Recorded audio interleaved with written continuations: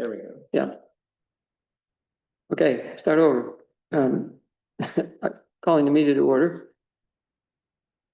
There are a couple of additions to the agenda, which you may or may not have seen because they went on late. Must have been really late. Well, the last one was really late, like after 4. Right. One of them has to raising the question of whether or not the town clerk could be a ticket master for the PCAT. And the other one is to use authorize using town funds to pay CDBG grant recipients one time, because now for a reason I'll explain, but when we get to it. Do you mean vendors? Well, yes, the checks are into two-party checks, but yes, it's for the vendors. Oh, I got you. Okay.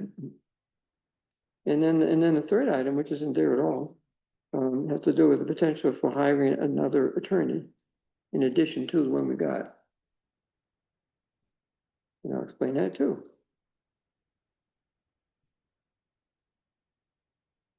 All those things can go to the end, if that's okay. Yep.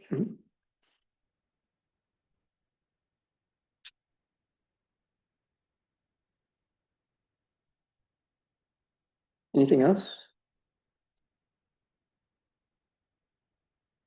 We could probably delete the supervisor's report because there isn't one.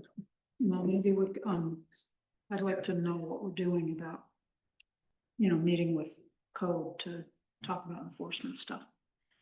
Yeah. I think we should keep going after that. Right, and Zach spoke with maybe you can report because I haven't spoken to Steve. Not yet. Okay, well, we should talk. Zach volunteered to do it and he did. Oh, okay. Yeah. We could talk about that. You want to add that? We're down. Add the business too? Yeah.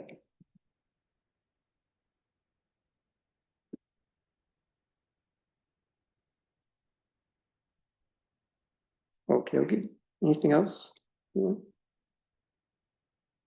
Right, privilege of the floor. Is there anyone who'd like to address the board? You don't count. Have you on the agenda? We could do. That could, yes. Rhonda, Hi, can you hear me? yes. Okay. I have it, my TV is in the kitchen, and if I'm really lucky, I get WBNG from Binghamton, and I will watch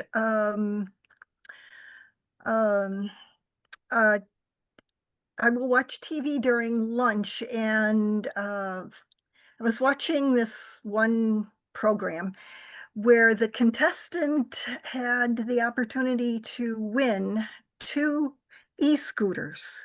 And I got to thinking, what is the difference between, I mean, I could see the e-scooters there on display, but what would be the difference between using an e-scooter in Danby as opposed to an e-bike? And so I went to a website that I will give you. It's dmv.ny.gov, and then the title of the page is Operating an Electric Scooter or Bicycle with Electric Assist. And it talked about the definition of an e-scooter as opposed to an e-bike, and said that they could not exceed 15 miles per hour. But that was about the only difference that they mentioned. And so I'm suggesting that before you bring this proposed law to a hearing, that you add e-scooters with this little addition that it cannot exceed 15 miles per hour. Because I think if you don't put it in, somebody will start using e-scooters anyway. Thank you. You're welcome. Anyone else? Ted Crane. Howdy. I also saw something about a contest today, and it was an interesting one. The winner got a lifetime supply of Frank's hot sauce. and I love hot sauce. I don't like Frank's very much, but I can't imagine that prize is worth an awful lot if you think about it. Two items for you. One's really for Blake. In the minutes of the 21st, I think you quoted me as using the word exponential. If I said it, that was my mistake.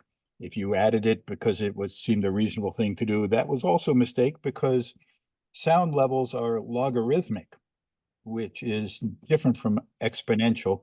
You can see my hands. Let's see, let's do this right. Exponential goes up this way and logarithmic goes over. They're, mirror images of each other. Second, That was my mistake, Ted. oh, it was yours? Okay, whatever. It's an easy mistake to make. It's sort of like it's like multiplication versus division. Multiplication is division by the inverse of, well, you get the idea. Yeah. The other one is more comment about your proposed legislation on e-bikes. The first thing that hit me when I read it was, wait a minute, they're not distinguishing between trails which are publicly owned and trails or paths which might be on private property. I think it would be very important to add the word publicly owned roads, et cetera, et cetera, et cetera, so that you aren't trying to legislate to tell people what they can allow on their land and they cannot.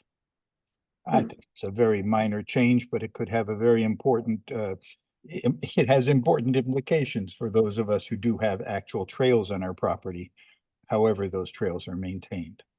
Thanks. I'm looking forward to the meeting. You're welcome.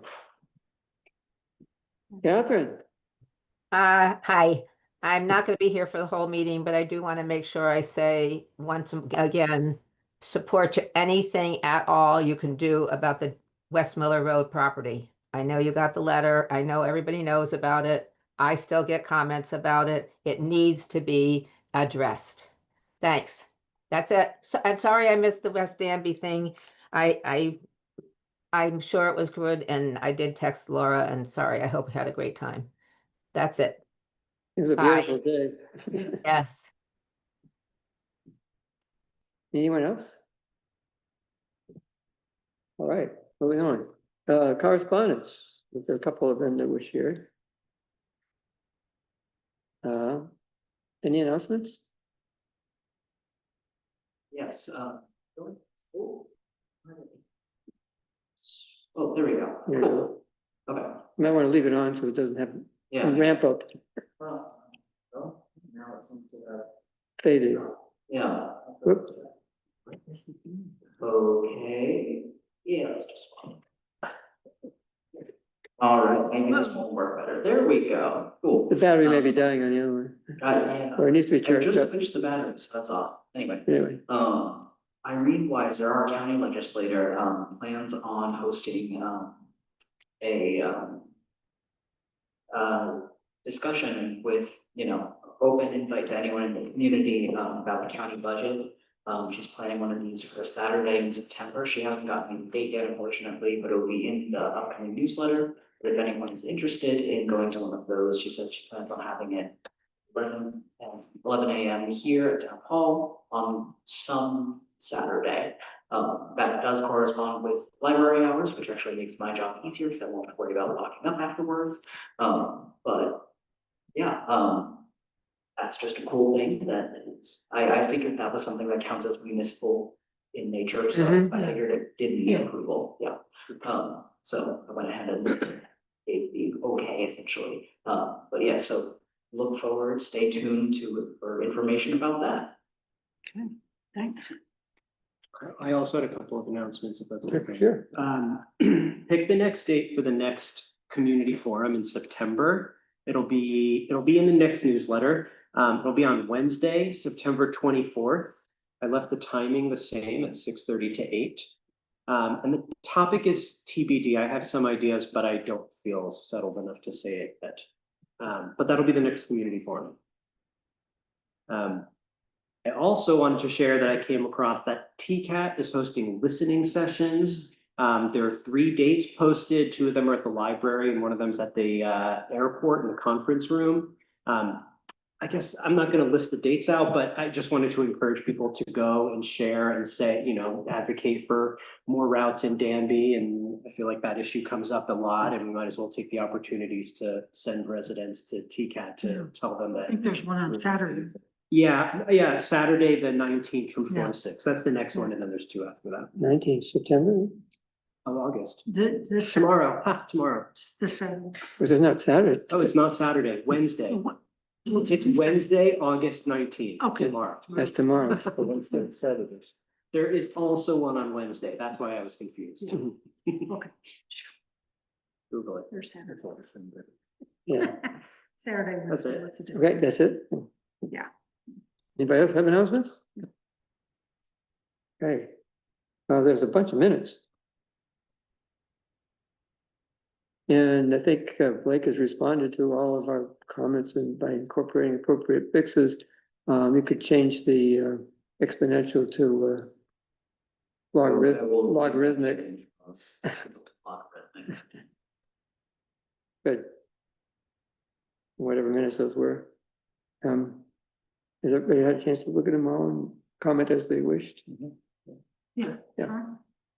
Yeah, I only have a question about having the town board, like, are we voting on the community forum minutes? I mean, I think it's good that we have minutes. Just to have them. You notice they're For history, in quotation. But- but I'm sort of feeling like the board shouldn't, It wasn't a board meeting. no, and it's a community meeting. I would just assume have the minutes, but have somebody take minutes, and I wonder whether it should even be Blake, but I would rather not vote on those. I want They them, but I just don't want to exist. vote on Yeah. them. I don't, maybe it's for discussion later. I'm more than happy to look into the whole shenanigans around it. It's weird because community forums are open to anyone, including members of the town board. We didn't limit it. Yeah. So Yeah. there wasn't there could have been a quorum, but wasn't a quorum technically. Nothing was officially voted on, which is, the bare minimum of what, legal minutes count as. I'm happy to look into the gray area of it. The board doesn't have to approve minutes anyway, they exist. Right. But Right. it's like something. Right. So, in Right. as much as if you don't want to vote on them, yeah, up to you guys. Yeah. I know if you put minutes in quotes, so are they really minutes? They're a record of what happened. It's a record, it's a record, yeah. Comes from notes. I mean, other than that, I will move that we approve, the July 7th, the July 14th, and the July 21st meeting minutes. Can we, I second that. separate the 21st from the rest? Because I can't vote on that one because I can't vote on one of them either, Well, I guess we'll have to separate them. so, Unless you want to, right. yeah, we can't do that. So let's do, I guess have to do them one at a time. okay, I withdraw. I move that we approve the July 7th meeting minutes. Second, Done. All right. Ready? Connors? Yes. Dylan? Yes. Larkins? yes. Bruce? Yes. Gagnon? Yes. Thank you. The July 14th, special meeting minutes. Second. Ready? All right. Connors? Sustain, I wasn't here. Dylan? Yes. Larkins? Yes. Bruce? Yes. Gagnon? Yes. Thank you. I move the July 21st meeting minutes. Second. All right. Connors? Yes. Dylan? Yes. Larkins? Abstain absent. Bruce? Yes. Gagnon? Yes. Thank you. Welcome. All right. It was a lot of work. Well, special meeting ones weren't too bad. Hmm? Special meeting ones weren't too bad. Yeah, it's still. Yeah. Takes time. I thought your handling of the public, 2.5 hour public hearing in a couple of paragraphs was very, Yeah, It's definitely a lot. you know? Yeah. It just means that a lot of people are passionate about it, which Yeah. is really cool. Yeah. Right, moving on, reports. And at the head of the agenda here, we have from the Water District, Leonard Dodge, who is the chair of the West Danby Water District Advisory Committee, and Todd Contract, former operator and very engaged citizen, here to update the board on what's happened since the board said go ahead with the evaluation of the system and had Leonard sort of being our point person for that. We got the report. Take it away, Leonard. So actually, Wait a minute, we should probably bring it up closer so you can be heard. Mature. So pull up a chair. Hello. like that. Yeah, Yeah. All right. and you are, Todd. how are you time to here? So we started the journey, we interviewed, I think, 5 different engineering firms to help us with this journey. Ended up with Hunt Engineering out of Elmira. They did what they call laptop analysis of our system, made some recommendations. Actually, there was 8 different options we had. We have those now. And I'm gonna let Todd go over the options. He's got them in his book and got them categorized, so we're not fumbling with paperwork. So we spoke with Hunt, and first of all, I could say we weren't totally sure, or we weren't aware of how the desktop analysis was going to work. We thought there was going to come out and do more digging and actual examining of the pipe itself. But apparently that's not a good idea. 1, because we would have had to fund it, and 2, digging it up is probably going to break it. So what they did is a desktop analysis looking at soil types, and they analyzed the age of the pipe, the type of the pipe, and where it's located, and then break history, and sort of come up with a analysis of what needs to be done. And among the 8 different alternatives, the first 4 had to do with replacing mains distributions. And I can go through the prices of each one, but we were astounded at how expensive it was going to be. $12 million, I think, was the most expensive option. And this is just for replacing the mains. And It's all of them, right? Both the PVC and the yes, AC. yep. So all the distribution system in that one was 12 million. But that would not even address issues that we've been Written up for. yeah, the health department has encouraged us to make, for years now, has encouraged us to find redundant, not really a redundant source, but another pump. Or if our pump goes down, they wanted that. And there was I can't think of it right off the top of my head here. But there was 2 alternatives we were going to go for. One was to replace the main from the tank to the pump house and do some remediation of manganese and iron there, and improve the chlorine metering device, which was going to be $771,000. And another thing we were going to do is replace the meters, because we have batteries that are dying in our meters, and that's going to be $244,000. So just with that amount of work alone, which was recommended by the health departments, it's about $1 million. So we got kind of nervous and wondering how that was all going to work, and we tried to get like hard numbers from Hunt about what it was going to cost EDUs, like individual houses. And there's so many ifs, like if you get this grant, if you get that grant, and like you get a 0% loan, or It's very, very hard to get a straight answer out of any of them, not just Hunt, but even the other organizations. RCAP. RCAP. there's too many ifs and buts. So what we're doing now is, in order to get any grants, we have to have an income survey. Hmm. And there's three different groups, like there's the community development block grant, which has one set of criteria. Then there's the state revolving fund that has another set of criteria, and then there is the USDA rural development. It has a different. And last night, Leonard and I and Ben and Becky and another RCAP employee went out and canvassed the community where we hadn't gotten responses. We got very poor response out of the mail. I think we got less than 38% return out of 115, 130 mailings. It was really. And of those responses, we were way too high on the income level.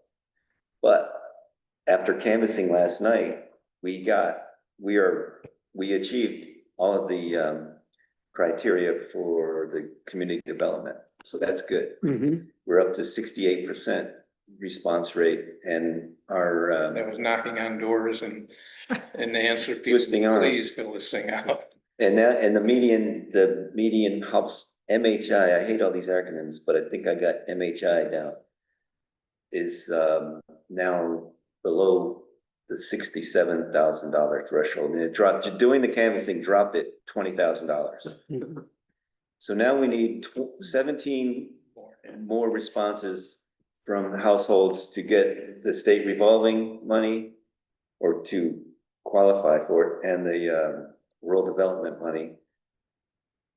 And if we stay below 67,000, we qualified for a state revolving fund, but we have to get below 58,000 to qualify for the rural development. But that will take us to 78% response. And so we're pushing to do that, and we Continue doing some door-to-door canvassing. continue to canvassing, but we're gonna target our canvassing now to try to get to qualify. Yeah. And another thing that just came in today, we got so the $244,000 estimate to replace meters seemed excessive, because the problem with the meters is the battery, the transmitter, and the register. So we found that you can actually just replace that portion. We learned that Neptune did it, but I called today and Badger will do it too. And I got 2 quotes from them, and I can't give you the numbers exactly, because each of them has an annual fee, but basically to be up and running, $30,000. And then with Neptune would be a roughly $1,000 annual, like. It's a very, very, a quick change out. It's not like we have to go in and do any plumbing. It's just a matter of pulling this one out and sticking this one on. It takes less than 5 minutes to do the whole job. And that does not include any labor. So so it's gonna be more than $30,000. And then I spoke with Becky from RCAP, and she suggested that we just remove that from the grant proposal. And just do it? And do it, because the funding, because to have the grant do it, there's gonna be a lot of bureaucratic costs. Yeah. That, inflates the price quite a bit, Not to mention time. right? That's a big thing. We haven't had a whole lot of failures. We've had a few where we've had to replace, but it's gonna come. I mean, Yeah. there's a 10-year battery, and Yeah. we're 14 years into it. Yeah. I'm So sorry, 12 where years. is batteries? Are they on the residences? Yes, so we have a meter in each residence, and on the meter, in order to read the reading, the meter communicates with a transmitter that we drive by with a handheld, and then we get the meter that way. And now there's a bunch of caveats to this. So the AWWA, the American Water Works Association, recommends replacing meters every 10 years. Yeah. But nobody in the field does that. Yeah. So I talked to the Neptune rep, and he says, that's what the AWWA recommends, but no municipalities can really afford that. Yeah. So he says every 20 years. It's kind of like asking the toothpaste company how much toothpaste you should put on your toothbrush. Well, yeah, and it's basically 1,000,000 gallons for a meter, and they want you to replace it. And I didn't do the numbers to see how many years that is. Mm. But the battery on the Badger meter's got a 20-year lifespan. So I'm thinking if we could get, it may be a longer life on the meters that we have now, but we could just replace them both in 20 years, and that would give us some time. Because the first meters we had for 60 or 70 years. Yeah. Right. And they were the same meters. Yeah. Yeah, So I don't think they're gonna go bad. now they're pretty well built. And it's industrial standards, you know, they're all brass and bronze and so, Mhm. and these are made to do exactly what they're doing. So, and then one more little caveat is that, as the committee, before we knew like how the funding was gonna work, we wanted to go for the second alternative that Hunt recommended. So the first 4 alternatives were basically line distribution replacement. The first one was the entire system, which is $12 million. The second one was, no, the second one was $6.8 million, and it was just to replace the asbestos main, 6-inch main with 8-inch ductile.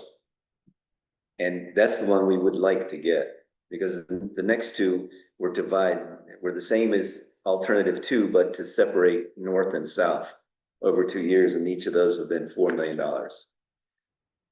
So what we would, without taking the reduction of the meter replacement into consideration, what we were looking at was basically $8 million project. And trying to find places to reduce that is what we're gonna do with the meters. And there are caveats with the main replacement too, because Hunt says there's fire suppression ability or capability that they think we don't have, because they think there's a pressure drop from our mains to our hydrants. But we're gonna recheck that because we don't believe that to be true. So they came up, we have 3 hydrants, and Hunt, one of their technicians came up and tried to open up 2 of them. They couldn't open them up, so they Right. couldn't test them. Well, one of them was leaking, and one of them, they said they couldn't open. Right. And then the third one they opened with some trouble. And they were getting a solid 83 PSI Going in. and then as soon as they opened up the hydrant, they dropped down to 14. Right. But It's we a don't believe huge that. drop. I do not, I mechanically, I can't understand how it could drop that far. Unless it's a And give partially it closed drops. valve someplace. Pardon? Unless it's a partially closed valve someplace. That's probably what the case is. Probably what they, so we've asked them, first of all, I want our operators to be there when they do the next testing. For a couple of reasons. Number one, they can open up, they used to use them, you know, they know how to open these up and get them to the flow, make sure they're flowing right. And then we read the meters at that point. And so I'm just waiting right now to get a date when our operators are available, and then have Hunt technician come down and redo them again, because it just doesn't make any sense. Yeah, the problem with the pressure drop like that is basically you have no fire suppression capability. I mean, maybe early knockdown, but you're not allowed to run it by hydrant full blast like that and have residents using their houses, because you might get backflow. I think, like I say, that to our knowledge, and there was a couple of people in the fire department there as well, they've only ever used the fire hydrant one time.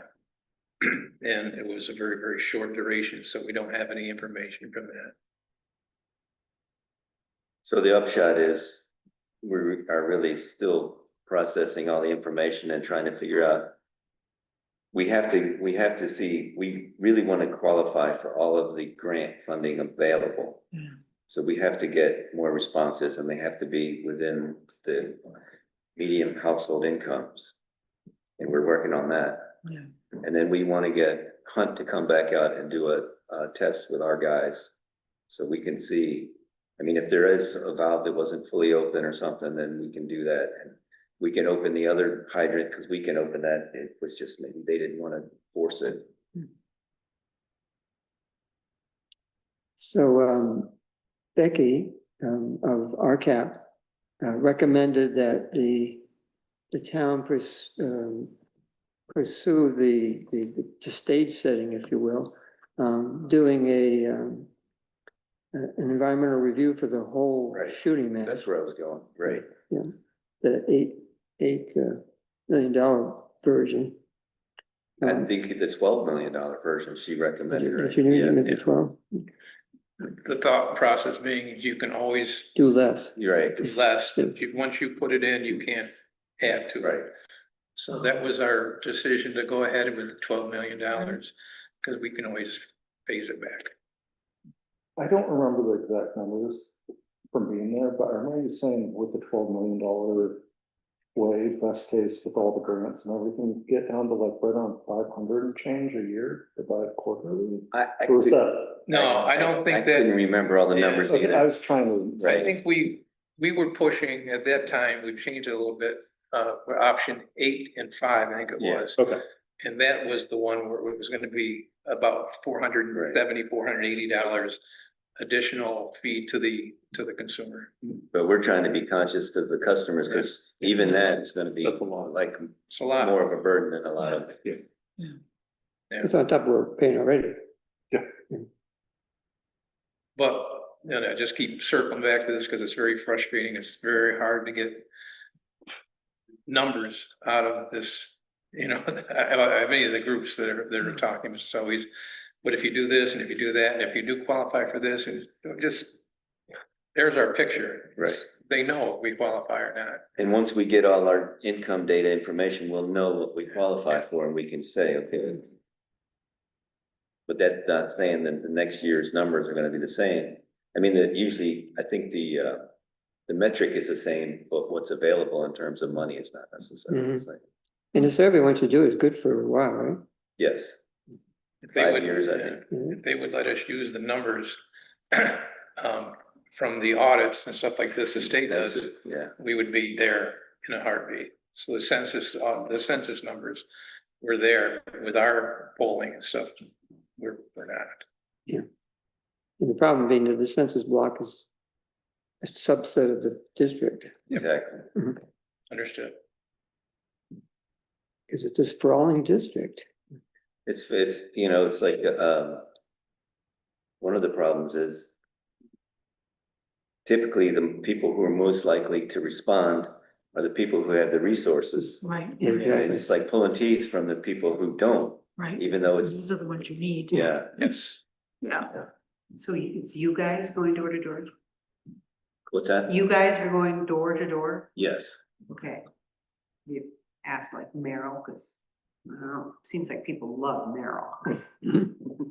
She can get anything out of anybody. We're pretty busy. Oh, Yeah, Some people find that scary. and then the other thing that we want to talk about was, the mixer. Oh, yeah. So Scott is in the process of getting that, and, I've been texting him right up till before this meeting, and I guess he's doing it. So that, On an emergency. the information was shared, right? Or was it? About a mixer? Mhm. I saw it in an email, but I was reading through the thread, so it wasn't like pulled out. Yeah. So our mixer failed about 3 months ago. And that's the device that goes in the bottom of the 90,000 gallon tank and agitates the water constantly. Mixing Runs- chlorine. Mixes the water, Mixes so you the don't water. stagnate. Okay. So in the, it's, to our point, it's more important in the winter time because you have the temperature inversions and stuff like this that happen. So it, you know, we get it ordered because it's a real quick install. There ain't cheap. No, it's, but it's roughly $13,000 for a motor that we can install. And we'll have it's repairable, and we'll have a backup motor with it. So it's pretty good. The original one was supposed to last 6 years. I think we got We got 12 years. out of 12 it. years out of it. So that was pretty incredible. But when it went, there's no repairing it. You Right. just throw it away and buy a new one. And so we How do you just, repair it if it's the bottom of the tank? Well, we pulled it out. We pulled it Pull out. Yeah. Okay. I thought maybe But- you were gonna have to. Well, that, there are ones that do require I diver, know. and we are trying to avoid that. And there's others, like a different technology where there's an aeration, requires a compressor, three-phase compressor at the side of the tank, which has to be put in a structure that's weatherproof, and Yeah. so, no, this No, this is yeah, it's down and like- dirty and Yeah. does the job. and it's a good product Yeah. too. What's the warranty on This is a 3-year warranty. it? And it covers with you guys installing them? Yes. Yes, yeah, we made that very clear. We yeah. made that I clear. thought, Yeah, That was a question. yeah, no, that's a good question. yeah. Us installing, but we were probably, so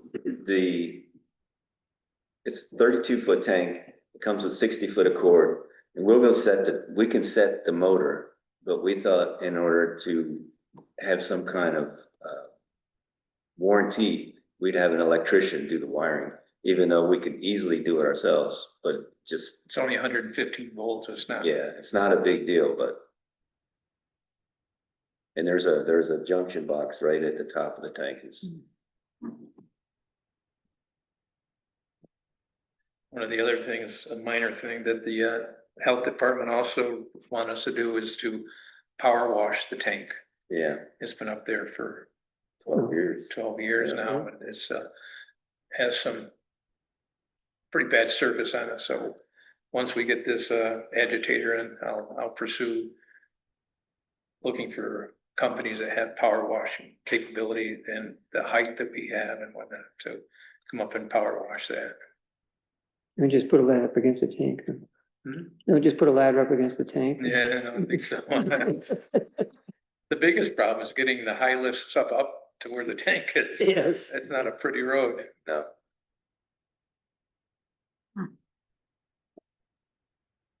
So that's basically where we are. But the thing is, like the mixer.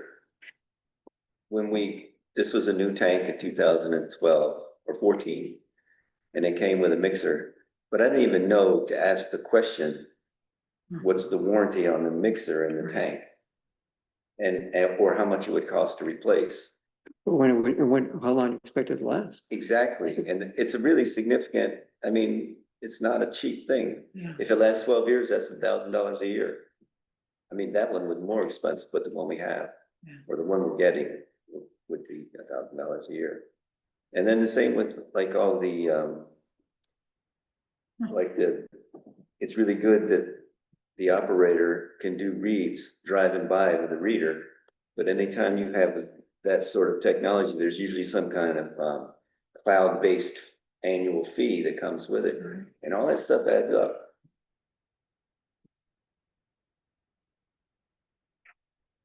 When I first started, I used to ride on Carl's golf cart right down the highway, and I'd jump off and go read the reader and run and jump back on. But I'm 65 now, so I'm not doing that.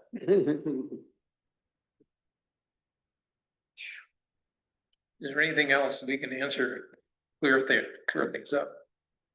Yeah, there's a lot of stuff. Yeah, so I've got it on the agenda that for action item here to approve the mixer purchase, since it hasn't happened yet in pursuant to procurement policy, the board is supposed to approve it. We were willing to go with it as an emergency, but it's a 3-month-old emergency, so it's obviously not all that urgent. Since we can, we will. Yeah, I tried to purchase it, but it has to go through Scott, and then Yeah. there's some paperwork stuff that is slowing it down, I guess. Mhm. And then I'd like the board to endorse the option that the committee wants to pursue, because, it was going to involve the planner, and I spoke to Greg about this, in providing support, so we do that, the secret part. Yeah, keep in mind And the bonding resolution too is also something that we need to provide the support to the district to do. keep in mind that we are going with the larger amount one. And Yeah. we can pare it down if we Yeah. have to, Yeah. which will probably have to happen, to keep the cost down to the end users. And there's details in that could alter the price some too, like. In the proposals, there was, I can't remember in the alternative two, how many hydrants they were thinking of putting in for fire suppression. Bells and hydrants. Yeah, but we don't need nearly as many as they specified. I think it's like 13. Yeah, you remember, right? It was a bunch of them. Yeah, And we don't need, and that'll significantly lower the price. And then this won't have as big an impact because of the pressure drop. They wanted to install an 8-inch ductile instead of 6-inch AC, and nobody can understand how that's really gonna affect pressure. Or if we really do have a pressure drop, so, It'll affect the volume, obviously, you got 2-inch, but it's not gonna give you more pressure. Right. So we have some negotiating to do with them. And then, of course, like the meter stuff, we can negotiate that Yeah. too. Or just eliminate it altogether. mhm.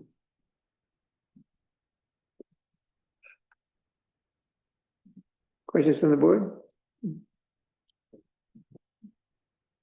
Thank you, gentlemen. Oh, yeah. Should I move my seat back? Yes. Thank you. Well, it's a lot. It's a lot. Thank you for all the work you're doing. Yeah. Thank you.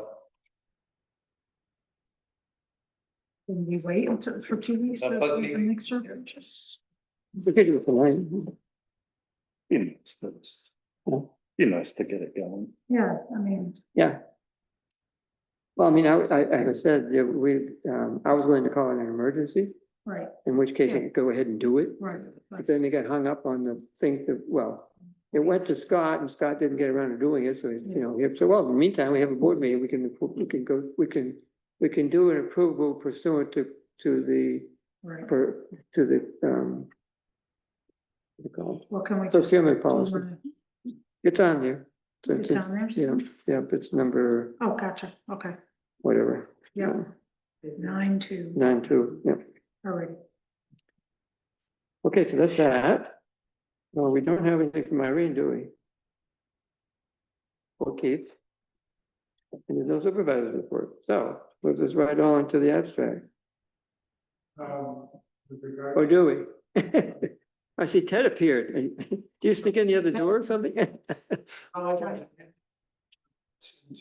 But there is one account code that's overdrawn. It's the town clerk's legal ads. Wait, town clerk legal ad? Legal ads was budgeted for $1,500 this year, and we've already burned through that. Hmm. We're over by $86.58 as of today.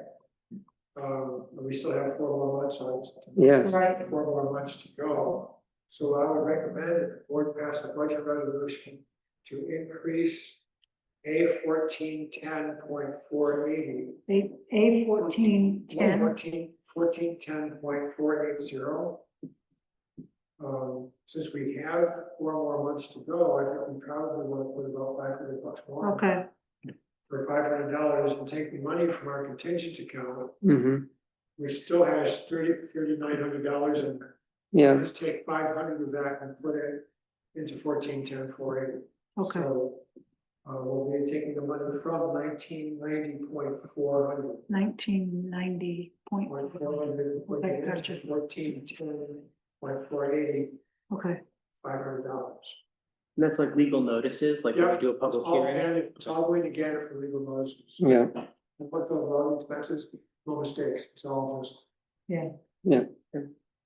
Didn't even seem like we had all that many hearings and stuff, but, Otherwise, we're okay. yeah, So I move that we transfer $500 from the contingency account 1990.400, and put it into A 1410.48, which is the town clerk legal ad line.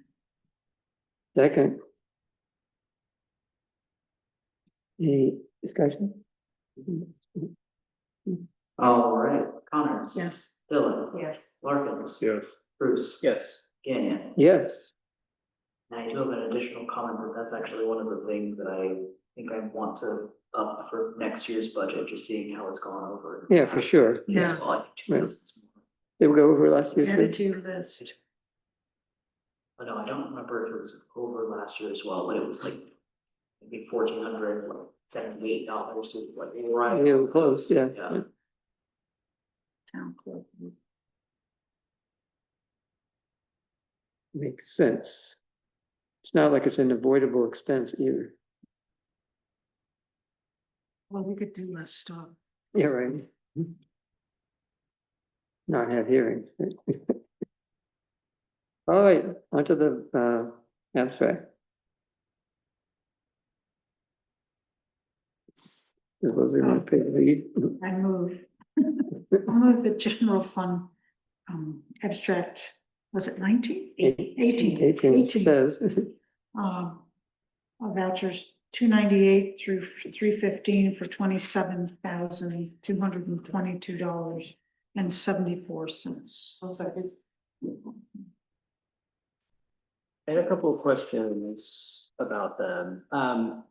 303, it has, I think it's the ESCO bill. It does have a sales tax on it. I don't know if that's different or for some reason they don't have our certificate. So $3.15 in sales taxes on it. What which bill was bill? that? 303, it's the Nextera Energy Services. I'm trying to pull it up too, my computer's. 303, Yeah. oh, the trip to Danby seniors? Oh, I'm sorry, 306, sorry. 306, I also have a note. NICEAG? Yeah. Exciting. Is there a sales tax on there? I'm trying to pull it up. Well, NICEAG has all sorts of. They always do? taxes It's and always stuff there? I feel like that we- I've noticed that before. As far as I know, we have to pay. There's nothing we can do about that? The utility stuff we have to pay. Utilities are still Yeah. taxable. Okay, Even for Yeah. municipalities. Nice catch. okay, well, I won't raise that again. No. I did have also a question, 303, which is that's the one, that's why I said it by accident, the seniors trip. Mhm. It looks like that was paid already, is that right? I assume that she paid it and she gets reimbursed, right? Yeah, Is there a reimbursement though? Yeah, it's to somebody's name, right? Oh, they basically pay for the bus most. Right, yeah. all right, my third question was just that the Verizon bill has a past due balance. It looks Yeah. like we missed a payment. I just wanted to flag that to make sure that is that still outstanding or was it just outstanding at the time when this bill was written? Payments tend to cross before they go out. Yeah, so that's just, it's just saying it was at that time, but probably isn't anymore. Hmm.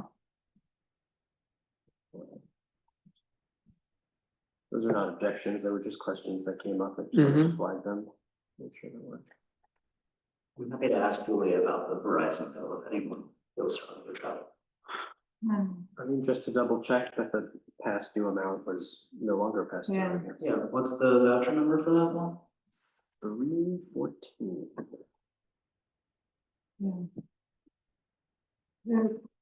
There was also for the health, oh no, that's, well, never mind, that's not in this, it's for next time, I guess. It looks like, Okay, it looks like there's a late fee for the Municipal Health Insurance Consortium, really? which is the first time I've seen that. Mhm. That was forgiven. Hmm? She forgave that.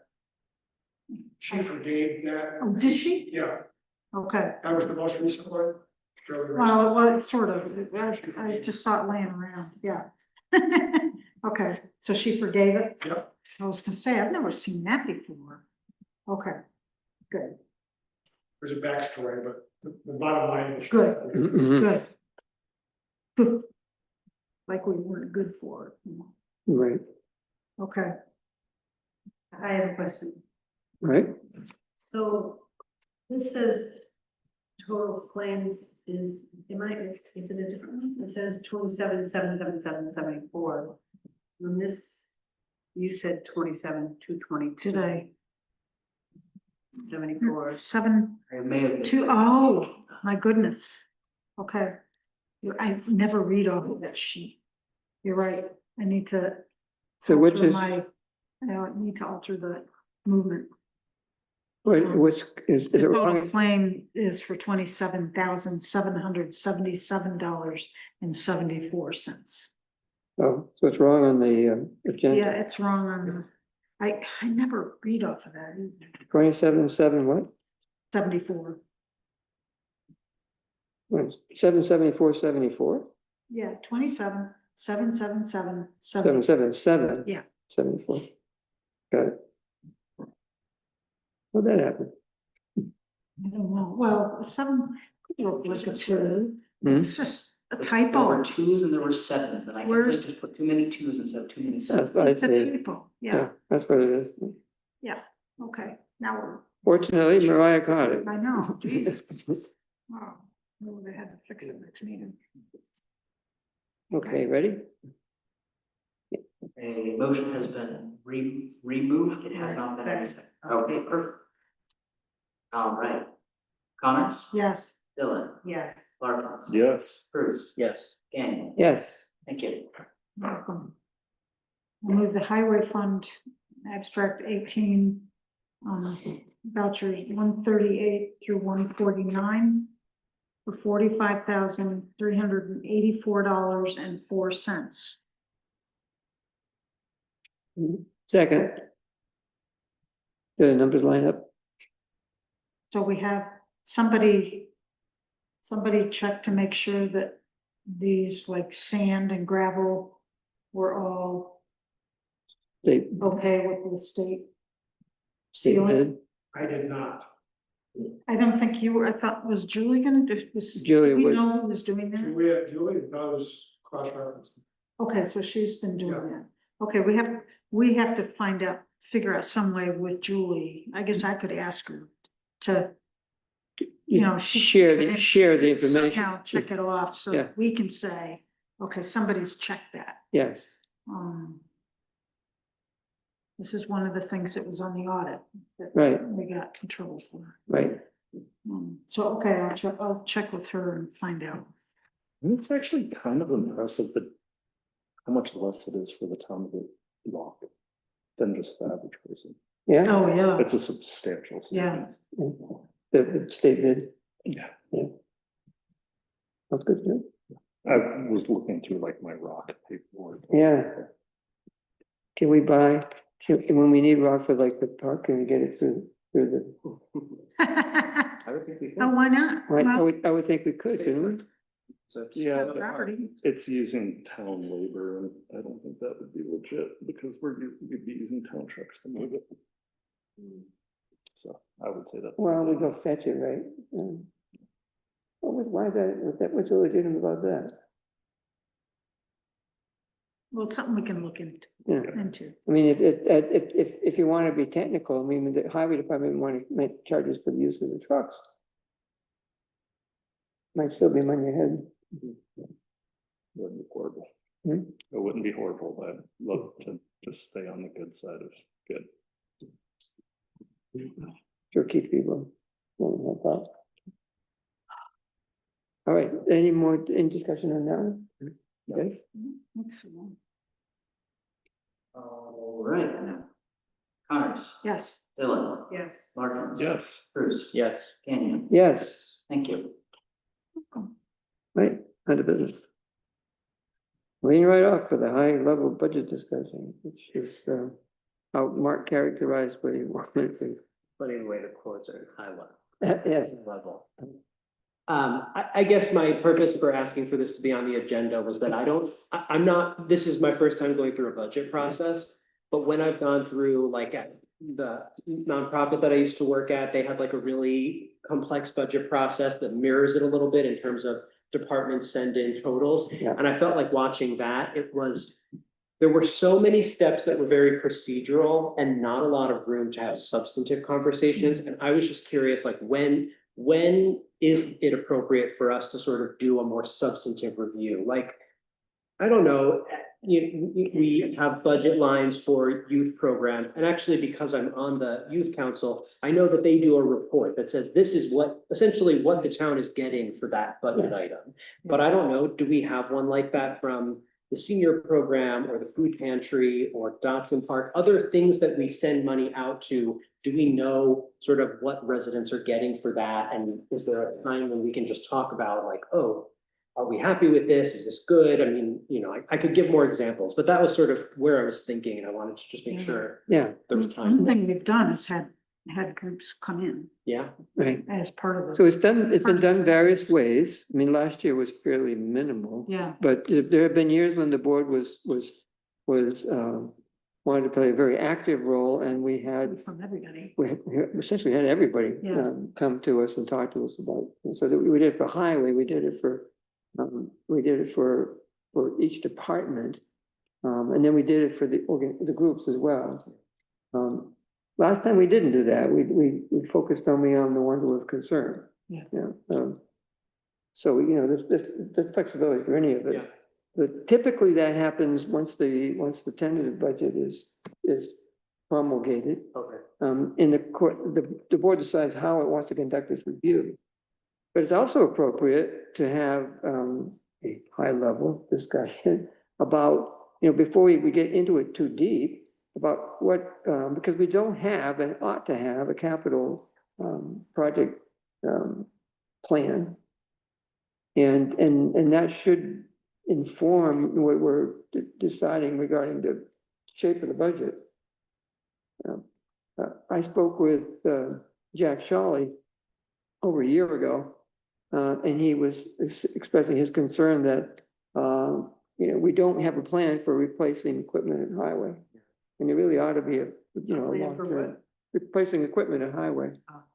We've got we profited last time from we paid off, a bunch of equipment, and it got rolled into the budget and then helped keep taxes down, but we're not saving for when we're gonna have to replace these things. So, that's something that ought to be talked about. And then we have other projects that we'd like to do, like one out here. And again, there hasn't been any kind of overall plan. Community center, we talked about it for a long time, but we haven't got any kind of process in place to get from where we are to where we'd like to be someday. And then there's the big ones that have a big impact on the budget. We're in negotiations, or at least we soon will be, because we haven't yet started, with the CSCA over the highway crew compensation package going forward.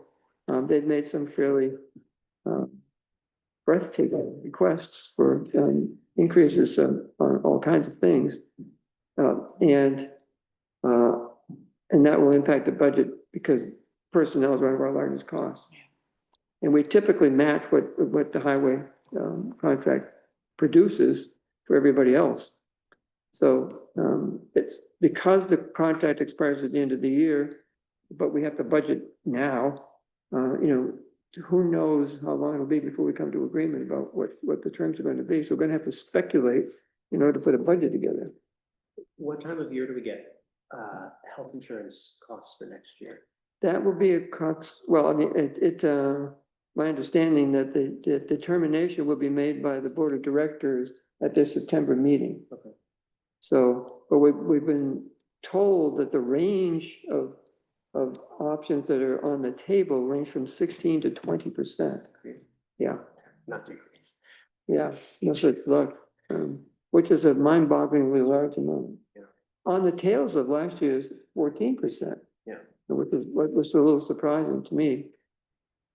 It was those kinds of double-digit increases that led to the formation of the health consortium in the first place, because we're getting those kind of year-to-year increases, and it was just not sustainable. And we saved a lot of money over the years, but here we are in a position where the consortium itself is raising its year-to-year.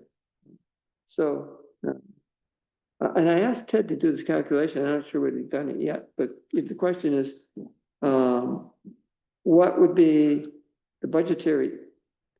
What amount of money are we talking about if we had a 20% increase? in the health insurance.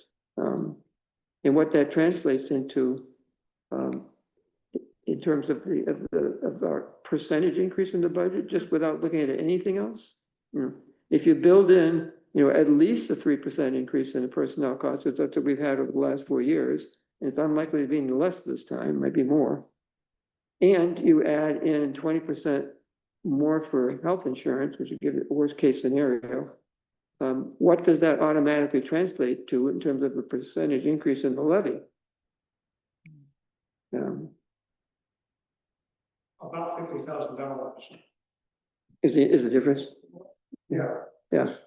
And that's almost a 1.5% increase already, just from those two things. In the levy that would, just to cover it, Wait, what are the two? Health insurance and what's the other?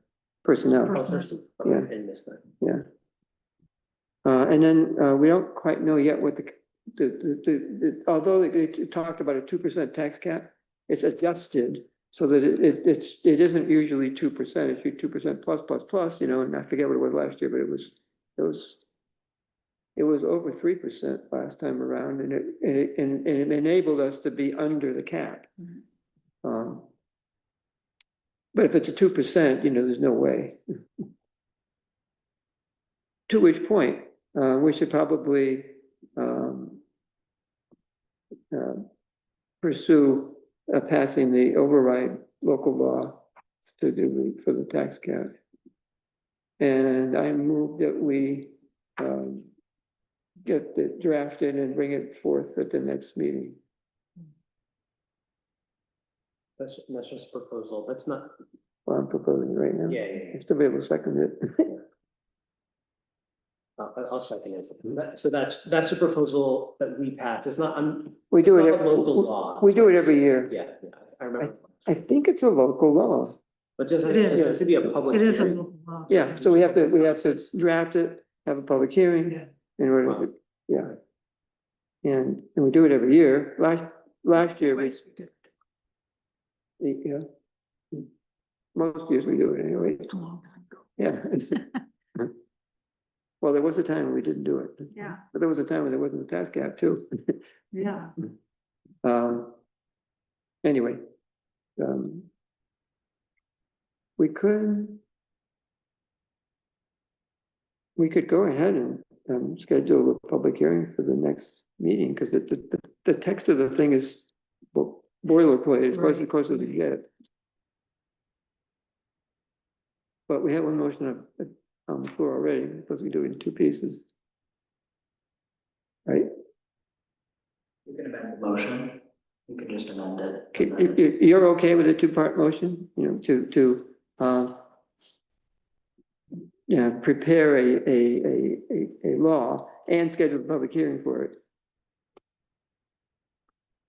Okay, so I move we do that, propose the law and have the public hearing at the next meeting, which is, Override the tax cap. yeah, except authorized to doing it. Right.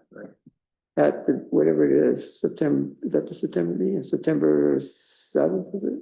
September 1st? I'm saying, because it's the week before. September 1st meeting. Yeah, second. Mark seconded it. Yes, what day is Labor Day? Because in terms of. It is the 7th. It's the following week, because it's. Perfect, because I was thinking like in terms of when we have to get the public notices in. Yeah, I think we're right. still. That's why we didn't move the meeting, because it's the first Monday in September, and the first is a Tuesday, so it's the following Monday this time. So, All right, Connors, Yes. Dylan, Yes. Larkins, Yes. Bruce. Yes. Danby, yes. thank you.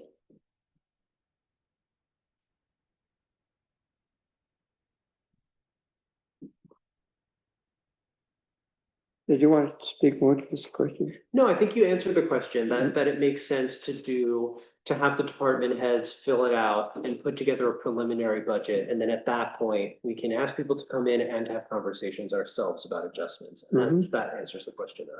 Okay.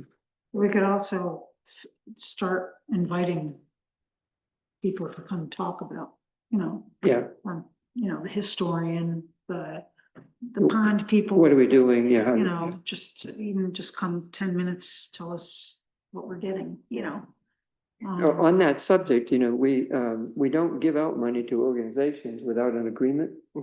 And that was something we got dinged for in the audit too, back in 22. Giving out money without agreement about how the money's going to get spent. Yeah. So the money, What are so you doing for what are we getting how basically? do the residents Yeah. benefit from Yeah. it? Right. So there is an account, we know what we're getting from each of these groups. Or the money doesn't get doled out. At the moment, the only ones who have gotten their contract approved by the board is the seniors and CSI. So is that something we should be pursuing? Well, I mean, that you can speak to it, but the Danby Community Park hasn't yet submitted a proposal for how we would use the $8,300 that we've appropriated for them to use. And the West Danby Community Association hasn't gotten its act together either. So Had a they budget didn't- request a year ago.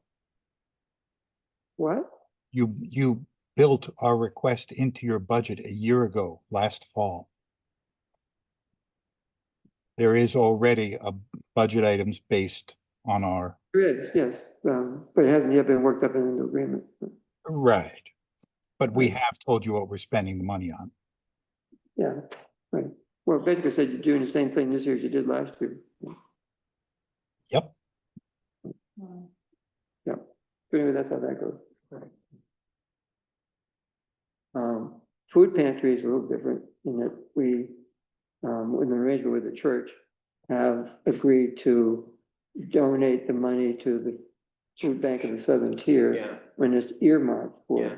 for the Danby Food Pantry. Yeah, I'm only familiar with that because I've done it, I work with the downtown organization that does the same thing, so you Do can they? donate to Southern Tier Food Bank. Right, And earmark it for a particular organization. Yeah, And I think that's great. I'm actually curious to learn sort of what the need is and whether it's being met. Like I actually met someone, so I volunteer at the food pantry downtown on Thursdays. It happens to conflict with the one here. And I met someone last week who was from Danby who said something about the fact that it's kind of a pain to get down here because there's only once a month in a food pantry in Danby. And so they have to go all the way downtown each week. and all the other weeks. And it did make me think like, oh, that's a conversation we should have. Is there a need in Danby for a food pantry more than once a month? If you're reliant on other organizations for your food, once a month means you really Right. can't get a lot of fresh food. Right. You're pretty limited. So that was a, sort of one thing I was thinking about too. Yeah. And if we had someone from the food pantry, we could just ask what they.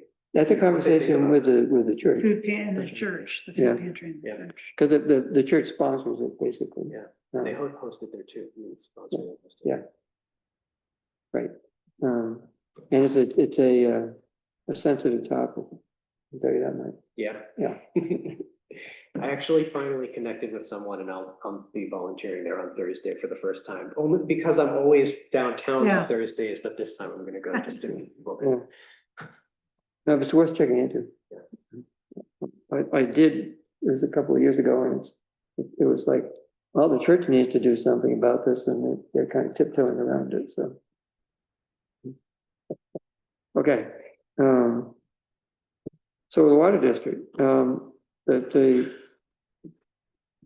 committee has simply selected things that they think ought to be pursued. I think that, I point out to them that they're an advisory committee and not a decision-making body. It's really, we should endorse the choices that they're proposing. And because if for no other reason, we need to provide the support for them. So there's two things here. One is the mixer replacement. So I moved just get that one out of the way. I moved that we authorize the purchase of the mixer from, what was it? Something with a wave. Water technologies. Not to exceed It's about 15,000. It's about 13, Yeah. just 12,000 and change. They'd be a little bit more expensive, but anyway, the purchase though was for less than 13, so. up to 13. would be work. That's a purchase. Yeah. I'll second. Sorry, to clarify, the motion is to authorize purchase of the mixer from, what was the vendor's name? Big Wave Water Technologies is on the invoice. And not to exceed how much? 13,000. 13.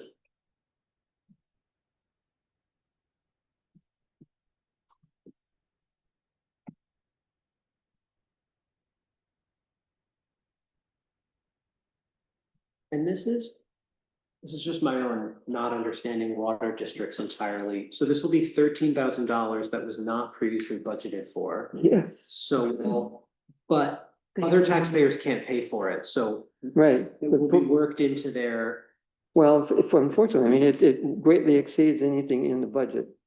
So it's gonna have to come out of the fund balance for the water district. Yeah. fund balance. Fund Oh, right, 'cause they Fortunately, fund balance. Yeah. Fortunately, the water district has a fund balance that can be attacked for Right. this purpose, because it wasn't budgeted because it wasn't anticipated, and Right. I so, forgot that they. But had even if it fund was balance. budgeted, would they not need to just get permission because of the?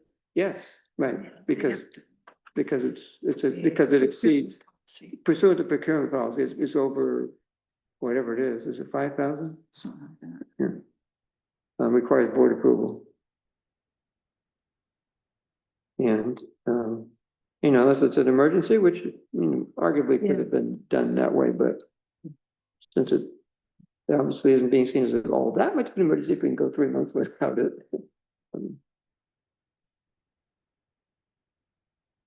It's not good to have the water stagnant. Yeah, It seems easier in the long run. especially in the winter, they need to hurry up. Well, in the winter, there's more stratification because of the temperature. And this is by far the least expensive option. It was, from the looks of it, it looked like, a good company, a good product, and fortunately, the cheapest of the lot. And so being able to maintain it is huge for. Yes. I thought so too. This is something you can fix. Yeah. Unlike the last one, which was a throwaway, replace it. Right. So I'm very pleased with the investigation that was conducted Yeah. to come up with the best option. Okey-doke. Microphone totals. Here you go. Alright, Connors. Yes. Dylan. Yes. Larkins. Yes. Bruce. Yes. Gagnon. Yes, Thank you. Welcome.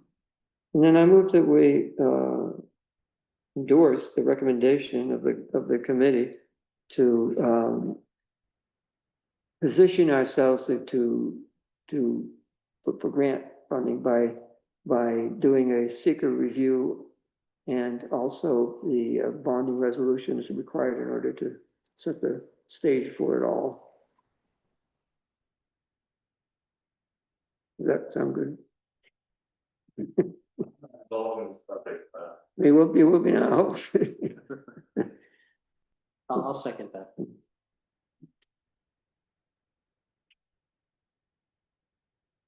Okay, so it's endorse the committee's, water supervisory committee's proposal to perform a seeker review and And to do a bonding resolution for bonds. the total package. You could also endorse the choice they make, but come back to that, because nothing's been pursued yet.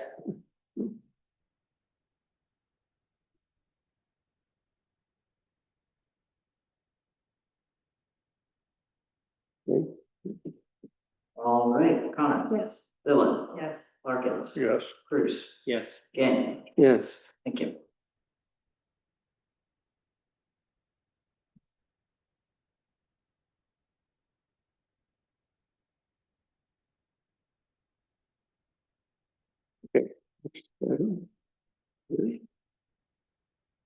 You got a bid. Yeah, we sure did. Ha! Sorry, I missed Sorry. that meeting. I didn't mean to laugh. I'm not. Yeah, well, I'm surprised I didn't get more bids. What do we do? I think it is late in the year and, I would like to propose, we can certainly certainly up for discussing is that, I think Zach, said it in an email. Shouldn't have said that. I think you said that. Most of the But one. it might have been accurate, That's accurate. that, we should probably, put this out to bid maybe in February when people are hungry and looking for work. Yes, exactly. And not when, people are very, very busy and will, do it if we pay $300,000. And I have also found a couple other contractors around that we did not approach. Did you talk to Steve? Yeah, Good. Steve.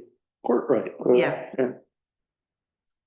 So. Yeah, right. So there's that, and that's, I mean, I'm really grateful that Bolin did give us a bid. They seem very together company, but again, I think that We can't afford it. we can't afford it. Well, it's off the wall expensive. I mean, I think that the crosswalk alone was $57,000. Yes, And that's, yeah. That's not real price. so, I mean, it's So only, that's it's what I only would like 10 to do. times what I would have expected. so- Yeah. Yeah. right. I mean, there's, maybe not 10 times, but Yeah, definitely. 10 times, there's, 5,700, but right, wouldn't it? So that's what I would like to propose to do. I'm sad about it, but I think that we would get hopefully better bids and better bid tab. Yeah, I mean, what do you think is the best time of year to do this? Well, I'm thinking February. January, February, Yeah. sure. Yeah, The ground is frozen. People are putting. when people are, plotting the next year's work. You can start pouring in March.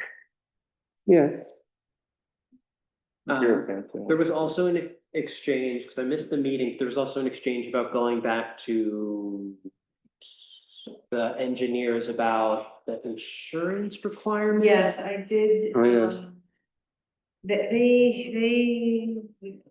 My contact over at TG Miller did not feel that it was, I think we need to approach our insurance Okay, and see if our insurance agrees with that. mm-hmm, okay. So I will work with, who am I working with? Laura too? or Rivet, Yeah, Mhm. about the insurance. I think it's Nicholas, yeah, Nick Spencer, Nick Spencer. Okay. yeah. Well, I will either contact Nick Spencer or work with Laura and talk to Nick Spencer about it. Okay.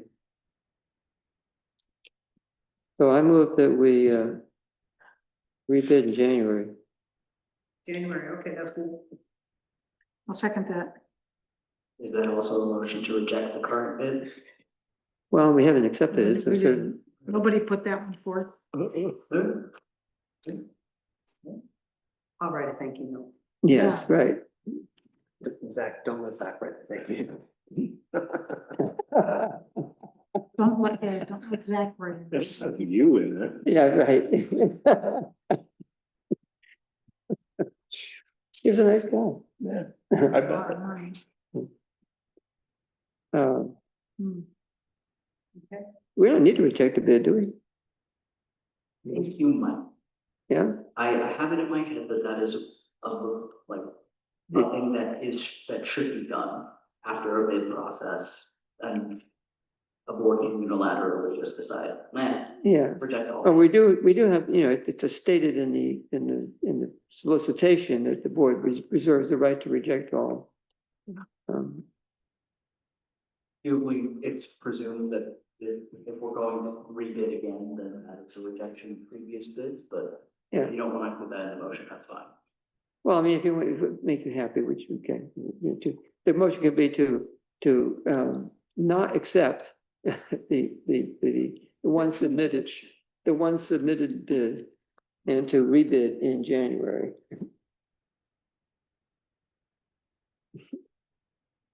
And did they second it? I did, Okay, I think. Yes. yes, that's right, yes.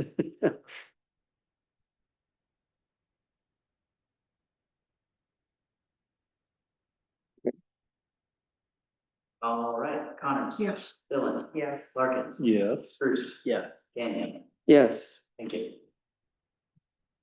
You know, related to this, and I didn't put it on the agenda, but I'd like to add it right now. I spoke with, just before this meeting, with George Evangio. Is that George who would keep me in the windows with? Yeah, you might notice the mess we made here just by a little bit of poking around. I had George in mind for some time for the exterior and other, project things that Zach was doing for a while, and that Michael Short was doing before him. And we just spoke, and he's willing to assume that role. And do it on a time material basis for $45 an hour, which I think is terrific. Is that the maintenance position? Yeah.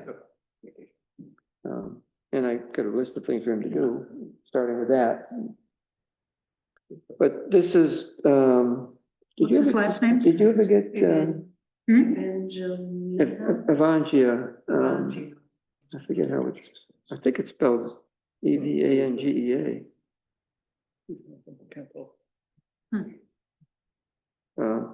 He lives but down the road. Yeah, he's on Danby Road. Yeah, So he's local, yeah, $45 an hour is reasonable. It's absolutely. very reasonable. Yeah. Evangina. Even. Do we have references?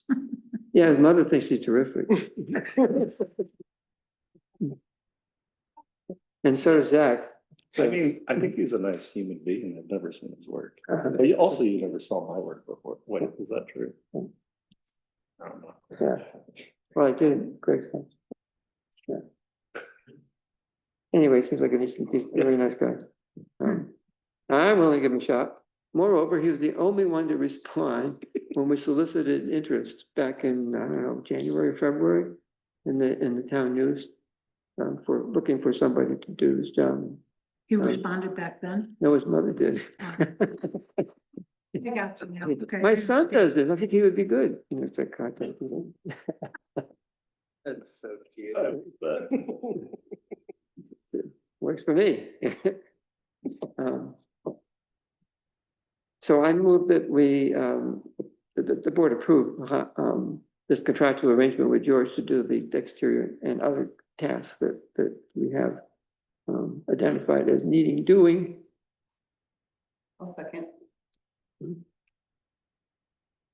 And, well, I'll just mention it as part of the discussion, I guess. One of the things that need doing is repairs to the exterior of this building, from water damage. The trouble with latex paint is it acts like a plastic cover, but it doesn't protect the wood. So when there's a paint failure, water gets underneath it and it keeps it wet so that it rots. And that's what's happened on the sills over here. The north side is the worst because it doesn't really dry very well. Right. But even on the south side, which Michael Short patched just a couple of years ago, needs to be touched up. Then there's also the concrete out here, if you notice the pad. Michael resurfaced that 3 years ago. There's a couple of places that need to be reworked. Gazebo. Didn't say anything about the gazebo. We have. You've got the paint. We paint. You might, well, we can't paint. Yeah, You Why can't, not? we have to we have to use volunteer. Well, there's a ton of it.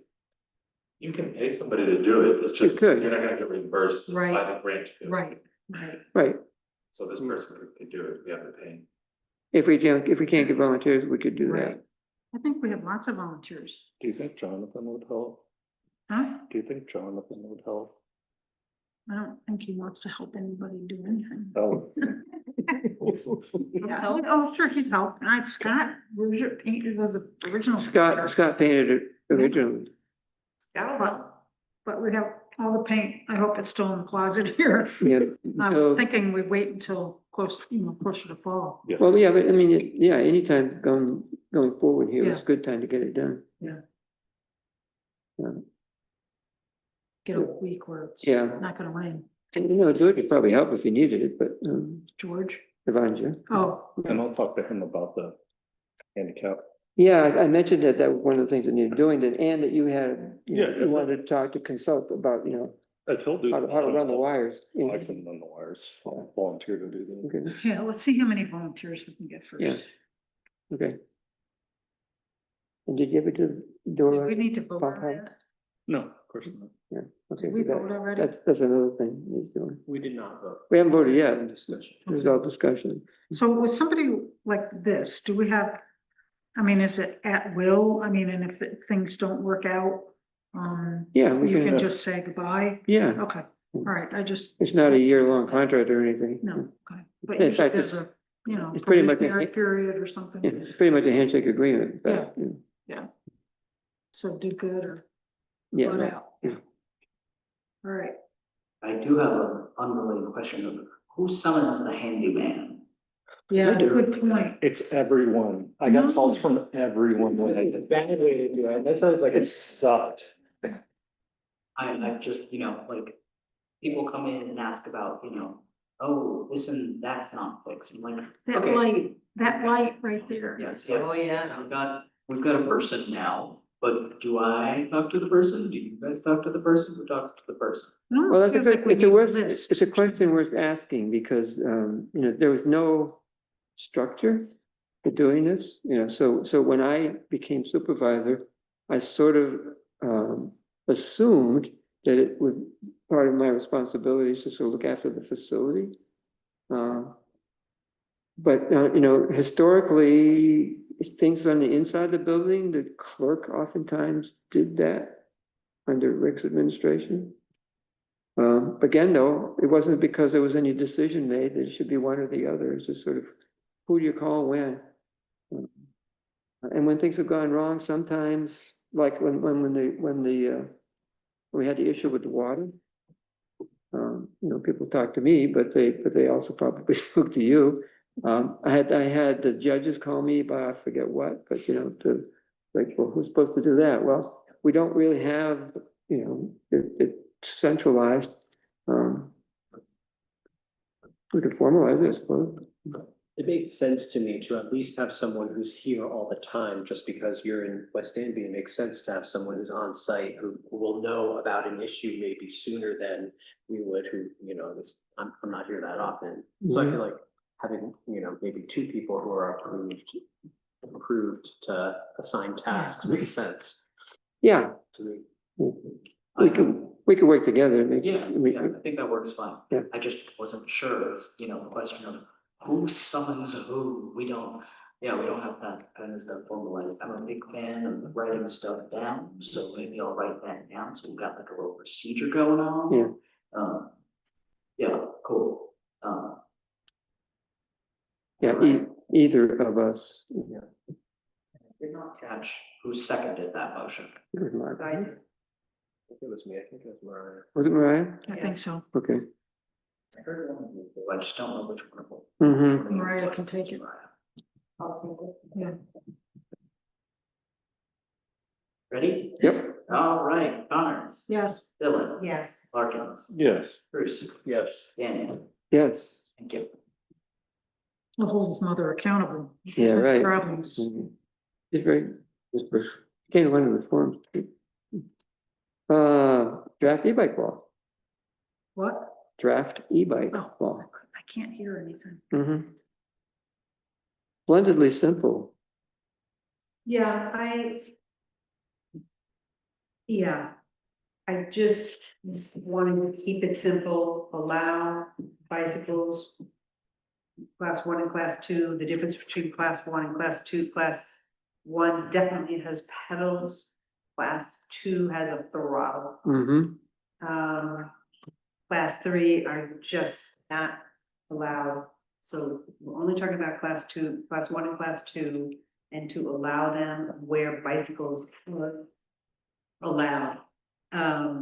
So certainly not on any private property, unless you're riding your own bicycle on your own private property. We could certainly add something, I have, about 8 laws from other towns in New York State, and I can certainly grab some language about Scooters, scooters. Oh, scooters, so, right, scooters opens up a whole can of worms. Mhm. I could go there, and I initially went there. But scooters are typically. It's a motorcycle. But no, this is No. not a Electric assist. There we no, go, Scooter is like a, the platform with the handle. it's a platform, it's a, What's it run on? it's got a motor. What, is it gas or electric? No, You can have electric scooters. Okay. yeah, It's, what's, So what are those things technically called? it's- The skates? What's the skateboard? It's a Yeah. skateboard with a handlebar. Right, yeah, right. in fact, You know, They can go that, I would say, I can't believe I'm saying this. Scooters are pretty dangerous, like living in cities previously where there have been like rental electric scooters. People get messed up, Yeah. like Yeah. way more on average than a bicycle. and. I'm not, on a bicycle, sure, but even worse than skateboard? oh, skateboards don't have anything to do with this. Skateboards, we're not talking about motorized skateboards, because I No. don't actually know what that is. But It's a- scooters are more dangerous than a bicycle. Absolutely. Why do you think that? I mean, you're closer to the ground with a scooter than you are on a bicycle. Oh, can you Hold on, ride a let me scooter Google with- this real I mean, I'm only going by seeing like people getting hurt. Yeah, Like, but, yeah. no, Get a big scooter. Well, I drove a 40cc motorcycle that I called a scooter. Yeah, It was a motorcycle. right. Yeah, We're not talking about motorcycles. that's a moped. And right now, you could ride that. Technically, it'd be legal to ride on the road? No, What, scooters? No? no, I don't believe so. No, it's not legal to ride any electric assist, Anything, anything. on a except for road. wheelchairs maybe.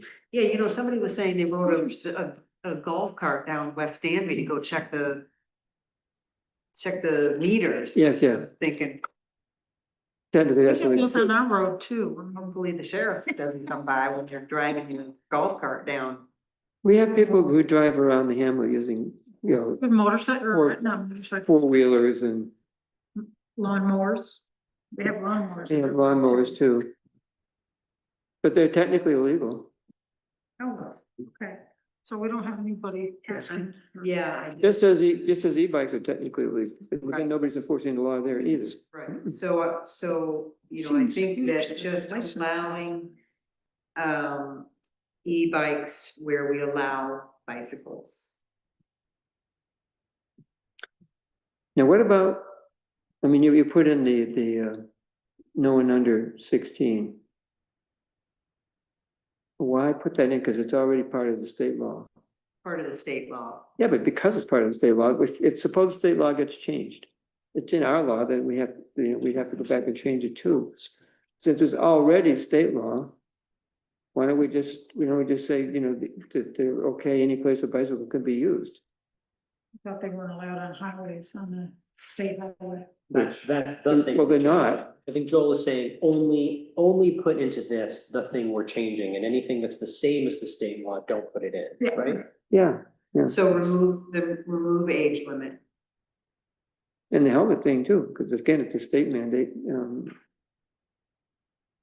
that's not, I mean, it's you're supposed to wear a helmet when you wear a bicycle. E-bikes too. But, Okay. it just says, well, bicycles are okay, e-bikes are okay. Very good. I had a couple silly things. I mean, just wording, Okay, gotcha. that in other places. And the only question I had about multi-use trails would be, like, is Jennings Pond Trail a multi-use trail? I don't think so, What is it? more of a footpath. How does I mean, that- what use other than feet could you use it? It's not bikeable, is it? Dirt.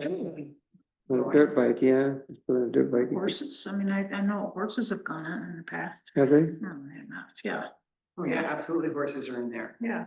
Okay, that's a multi-use then. Is a horse a bicycle?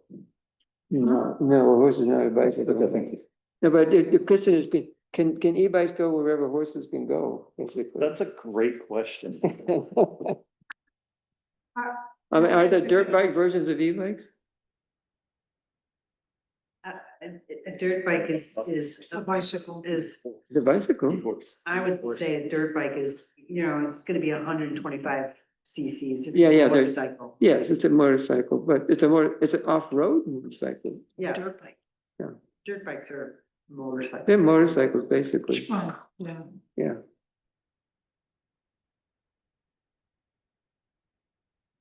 Is there any ambiguity that as was suggested by not including public? I can put public, owned by the public, I believe there was language there about, you know, public. I think, yeah, I can add public. You Maybe probably, you could say like public road, I mean, you could get. no, just, you know, just as opposed to private, that's all. Yeah. Are allowed on any public road, you could just add the word public. Yeah. That would satisfy that. Yes, Public roads and trails, yeah, okay. and then we probably should run the whole thing by Guy. Yep. Okay, I'll do so. Hmm?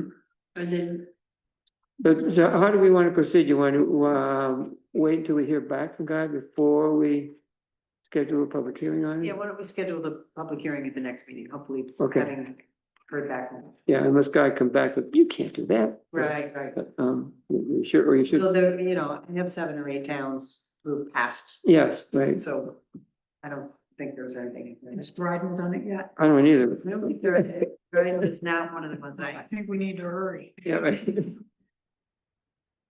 Do it before they do, right?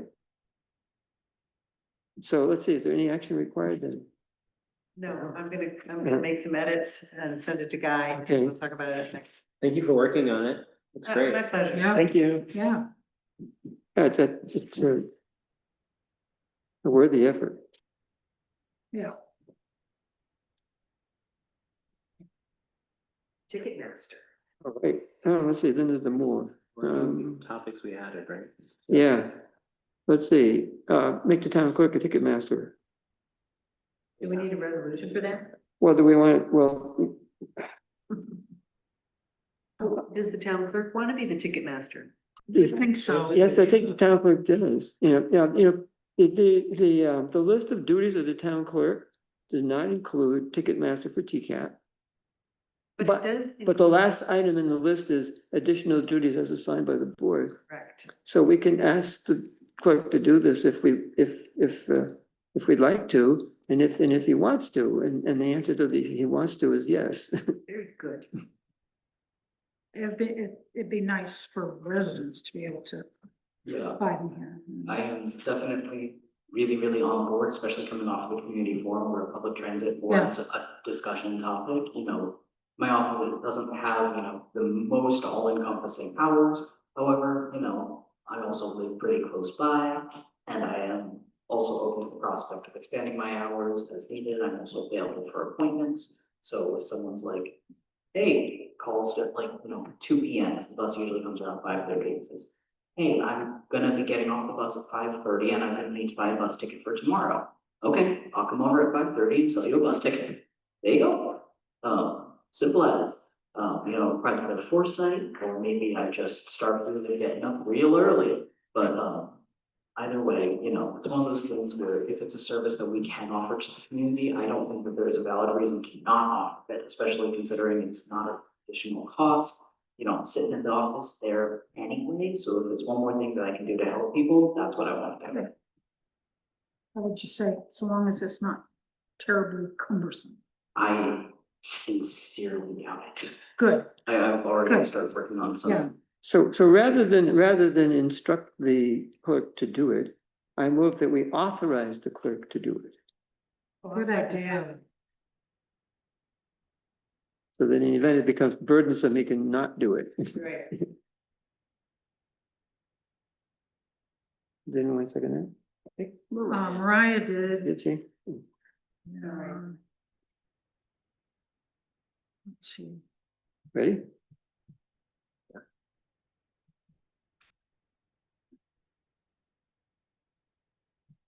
Maybe we could say that the clerk would do it if we got another run. yeah. I like what you're thinking.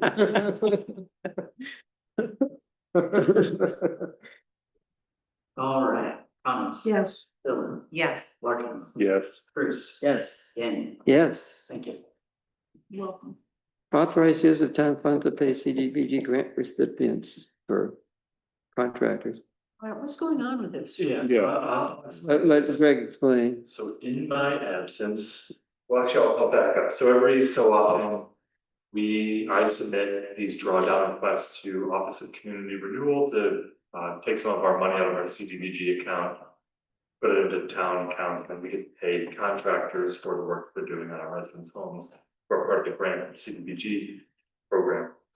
The one in July that was packaged up and signed by, everyone who needed to sign it, never got sent out to OCR, the Office of Community Renewal. Oh, And so I just found that out yesterday. I called the office and they confirmed that it never got submitted. So we're over a month, and so contractors, I just got a note from Toma, our consultant, saying, hey, contractors are really getting frustrated right now. They're like threatening to stop work and everything. oh, So that's when I called OCR, they confirmed that we'd never sent it out, because sometimes it's taken the money over 4 weeks to come in. So I just wanted to be sure it wasn't that. So I did submit it yesterday, but it still might be now another 2 to 3 or so 4 weeks. yeah. So I'm wondering, and I sent a note to Joel and Ted today, just wondering if there's money that can just be shifted around. The town would be made whole once those funds come back in. The total amount is $24,097.00. And then there's 3 different checks that would be made out, and I can give those dollar amounts if needed, but I didn't know what the process was. So those checks, hopefully those checks could be written and sent to those people, and then the CDBG grant money would come in. Yeah.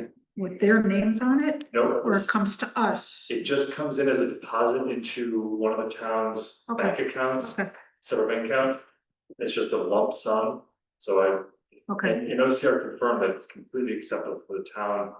Maybe we want to do this for the new program, I don't know, but he said, it's completely acceptable for a town to pay contractors quicker than the money would come in. right, And then get reimbursed by the state. Now, we have avoided doing this in the past, yeah, because if there's any kind of a glitch, right, we're on the hook. yeah, right, Whereas if you wait for them to give us the money, then you're not. So as a matter of policy, the implementation has been to wait for the money and then write the checks. But in this instance here, since we had something that an actual consequence of Greg being away, it it seems should like, come out of his pay. right, yeah. The other reason this shouldn't have happened was that one of the things that was brought up when in the what do they call it? They didn't call it a review, a monitoring report from OCR of basically how we doing implementing this.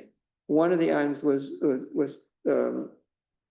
questioning how money was getting into the account and being paid out of it, because you have a 5-day window, and you're not supposed to write checks in advance of the money appearing, and you're not supposed to, and you're not supposed to dilly-dally about writing them when you've got 5 days once the money hits the account to get these checks written. Yeah, but what we learned from that was you have to write the checks so that they're in that 5-day window when they're. You might write them 3 weeks later, but they're in that 5-day window when you write when they're dated. So the other thing that I proposed in our response was that we would one of the reasons we had problems was because there are too many steps in the process on our end.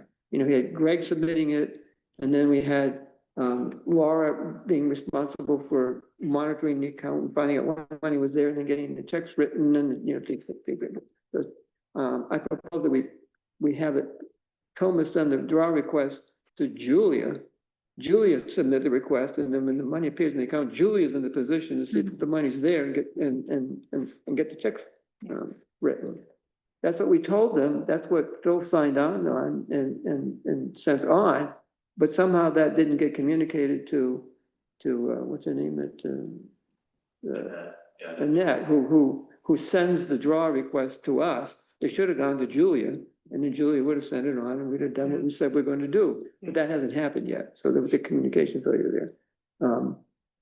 But that's the way we said we're going to do it going forward, rather so we don't have Greg doing it, but then and, you know, Julia doesn't know that Greg's done it, and then you don't know to look when they're going to show up. We've determined that the bank doesn't have, but some banks do, you know, a notice thing, so that when the money hits the account, they let you know, so that you know when you find it. The only way we can do it, and we've been doing it, and it's awkward as all get out, is having to monitor the account on a daily basis when we think it's about to appear. Right. And I spoke with OCR about that. I said, why don't you just let us know when you're going to send the money? And she said, no, we can't do that because we're not the ones who actually send the money. Oh, Jesus. We process it, but it comes to a different department that does it, and they send money to all different kinds of things, and they can't do that. So, okay. So we have to do it ourselves, but Okay. we're better positioned to do it now. Every time we do one of these things, we get a little bit better at it. We need to do something about it. Yes. We don't, I mean, We don't have to. Right. say tough, As you know, we're just gonna wait for a few weeks and, you know, get the money. Or if there is money available that can be used to cut these checks now. Great, and then when the money comes in, I'll let Julia know or Ted know, and then the money can get moved around. Yeah. So, but this is And then from now on, it's just Julia. back to where it goes, right? Yeah, I'll touch base with Julia, because I didn't realize about that step that had been changed. Yeah, well, most of us haven't while we're gone. Yeah. So is it a tag question to It might be. know if there's? Well, yeah, so Fortunately, for $24,000, we don't have any. But it's 3 checks. Get that. yeah, there's 3 checks. 24,000. 24,000, 97,000 total money. The largest check out of that is 19,775. This money's coming back to us. Yeah, right. Within a matter of weeks. So we could pull it out of the fund balance. Right under payables. A600, which does not hit an expense account, and when the money comes in, we can receive it back into payables. Oh, And it clears itself out. That way we don't have to do any work with expenditure account codes. Because in order to do an expenditure account code, you have to have a revenue line, an expenditure line, receive it into one. It's very complicated. Better just to use a payable 600. And I'll make it a specific line, 600A would be or something like that. That way, we'll spend money out of A600 and we'll receive it in A600. Separate Now you're going to get the exact amount back, even if we don't get it back in this year, that balance will carry forward into the new year. It should be a matter of weeks. Then would not be a problem. Yeah. So we'll just use 600. But is the money, where is the money coming from? Technically, it's not, it's considered a payable, so it's being tracked in the program as money that went out. But it isn't actually killing anything. It's a liability that we're carrying. Yeah, no, I understand it in terms of the accounting. I'm just talking in terms of the, you know, to write the check, the money's gotta come from someplace. Well, there's, yes, it will come from general fund checking. Okay, And who would write those checks, or how would those checks be? They would be voucher. What does that, I guess in terms of, like, could these checks be ready tomorrow to let the contractors know they can come pick them up, or? Do you want them tomorrow? That'd be we great. could, yeah. Because the board would have to authorize prepayment not to exceed. Would we? Cause we've got, Oh, well, these are, oh, yeah, so I mean, the vouchers are here. Oh, Well, Yeah, I don't know how all this stuff works, in terms of, traffic, maybe we can just pass that around or see if that's. Well, if you want the check in advance, that's a prepay. Technically, the board, the organizational meeting this year authorizes certain types of bills to be paid in advance for board meeting. Or Oh, wait a We minute. approve it right now. This is, Not, just because these are grant funds, they haven't been going before the board, right? We haven't been reviewing these for payment because they're grant funds. These specific payments never come They to don't the come to board. us. If you just want to go back, you'll see there's 3 vouchers in there with 3 invoices. So these, the board never will We never approve see these. each of these individual requests. Because they've already We've already accepted a approved. grant, there's a Yeah. grant out there for $700,000. And it's sitting in the state account, and then we submit these drawdown requests to just draw down from that state account, But we've approved the work. the work, I mean, right? the money to be spent. I mean, Yes, that's right. You know, we approve the recipients, you know, who the, and the work. description. Right. Yeah. And then it's just a matter of, so the expenditures are authorized already. And the money comes, because it comes from the grant, never comes to the board for approval because it's not our money that's it's being used. So this is a little strange because we're fronting the money. So this is all for one homeowner filed, for one homeowner, and the board approved a certain amount of money down to the penny. Probably a month ago or a year ago even, of what should be received. Yeah. And then this is just, all coming from that, and there's, they always line up. So I'm not sure how that all works in terms of town money. Well, no, that's right. I mean, and that's a question for Ted, is how do we handle this? Because normally it's the state's money we're dealing with, it's part of a grant, and so it never comes to the board. But if we're fronting the money, how do we deal with that? as a liability to the town. I mean, basically, the payables line, Okay, and then when money comes in, it's received back into 600, moving it and changing 600 to 0. okay, So we'll be carrying that debit until it's reimbursed, until it's reimbursed, it will show on our trial balance report. yeah. And then could the checks still be made available today, or are you saying they would have to be for another voucher or spreadsheet? Since the funds, did you say the expenditures have been approved? Yeah.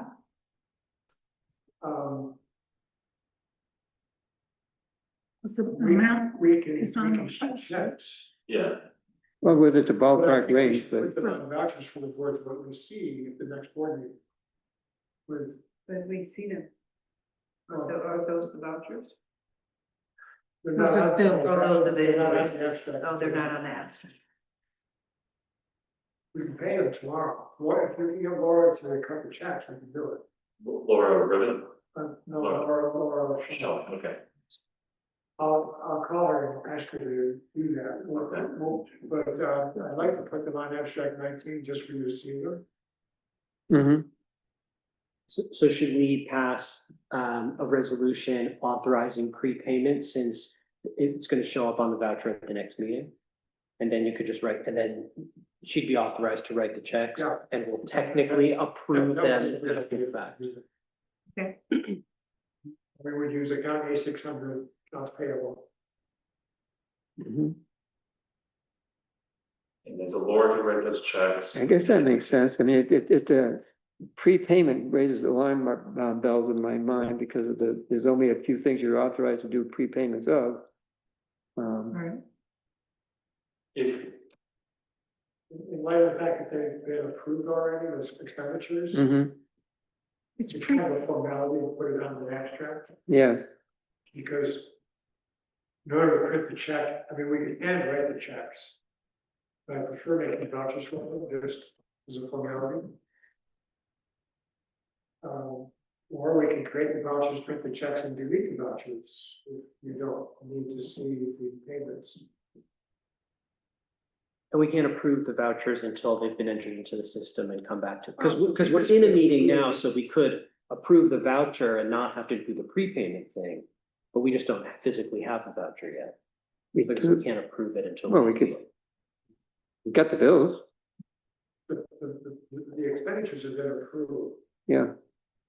I'm So- saying, could we skip the prepayment step and approve it now based on the documentation that he has? Then it's not a prepayment? Right, then it's not a prepayment. Well, could we add it to abstract 18? Yes, we could. It could be a separate category, right? No, it would be abstract 18, we used to add a new voucher to it. To what, the general fund? We would have to approve the expense of that voucher on top of what we approved earlier. Mm-hmm. So how about we do that? That sounds all right. Is our payments all going to the same person? Yeah, they all go to, no, they all go to 3 different contractors, but they have to be signed by the homeowner as well. The two parties, Three yeah. checks, 3 different contractors, well, 1 homeowner, and so they're dual signed. And so I found if it matters, it's from the October 20th, 2025 meeting is the resolution 253 of 2025 to approve CDBG grants for, and one of them was this homeowner. Well, so, And I don't think that resolves the need for us to approve the payment itself, because I think that's like, this is an accounting Yeah. question, that's, because we weren't approving for the town to pay this. Yeah. So there's, it's justified, but I still think we need to do this process right, Yeah. right? I think so. Yeah. well, I don't think, I think it's prudent. Yeah. It may not be necessary, but you know, it's, Oh, about it, we have a separate abstract. you know, 19, next board meeting will approve abstracts 20. Yeah, just a separate abstract, 3 checks, done. Okay. But the checks could be written tomorrow. Yes, So would it be something like, I would move that we would approve general fund voucher 316? Because that's the next one after the last one that we already approved. yeah, well, what Ted's proposing now is instead that we have Separate. a separate, A separate. Separate. abstract. Well, instead of, would be the next The one. abstract. yeah, 16, 17, and 18. Yeah. Yeah. Abstract 16, 17, and 18 on abstract 9. Vouchers, 3, 16, 3, 17. 3, 14, abstract Oh, wow. 17. You're right, 316. Yep, 316 through 319 okay, gonna do each check separately? on abstract Yeah. 19. There'll be Totally. checks in that, so there are 316, 317, and 318. Yes. On abstract 19 totaling, can you give me the total 19? number again? $24,097. 6, 7, 8. $24,097. Zero But the cents. three checks will be different. What are the amounts for the 3 checks? 19, 3,000. All right, so one check, so $3,972, Okay, $19,775, 775? yep, Okay, and $350. okay. So I mean, it could be voucher 316 for $397,972. Voucher 317 for $19,775 and voucher 318 for $350. Abstract 19.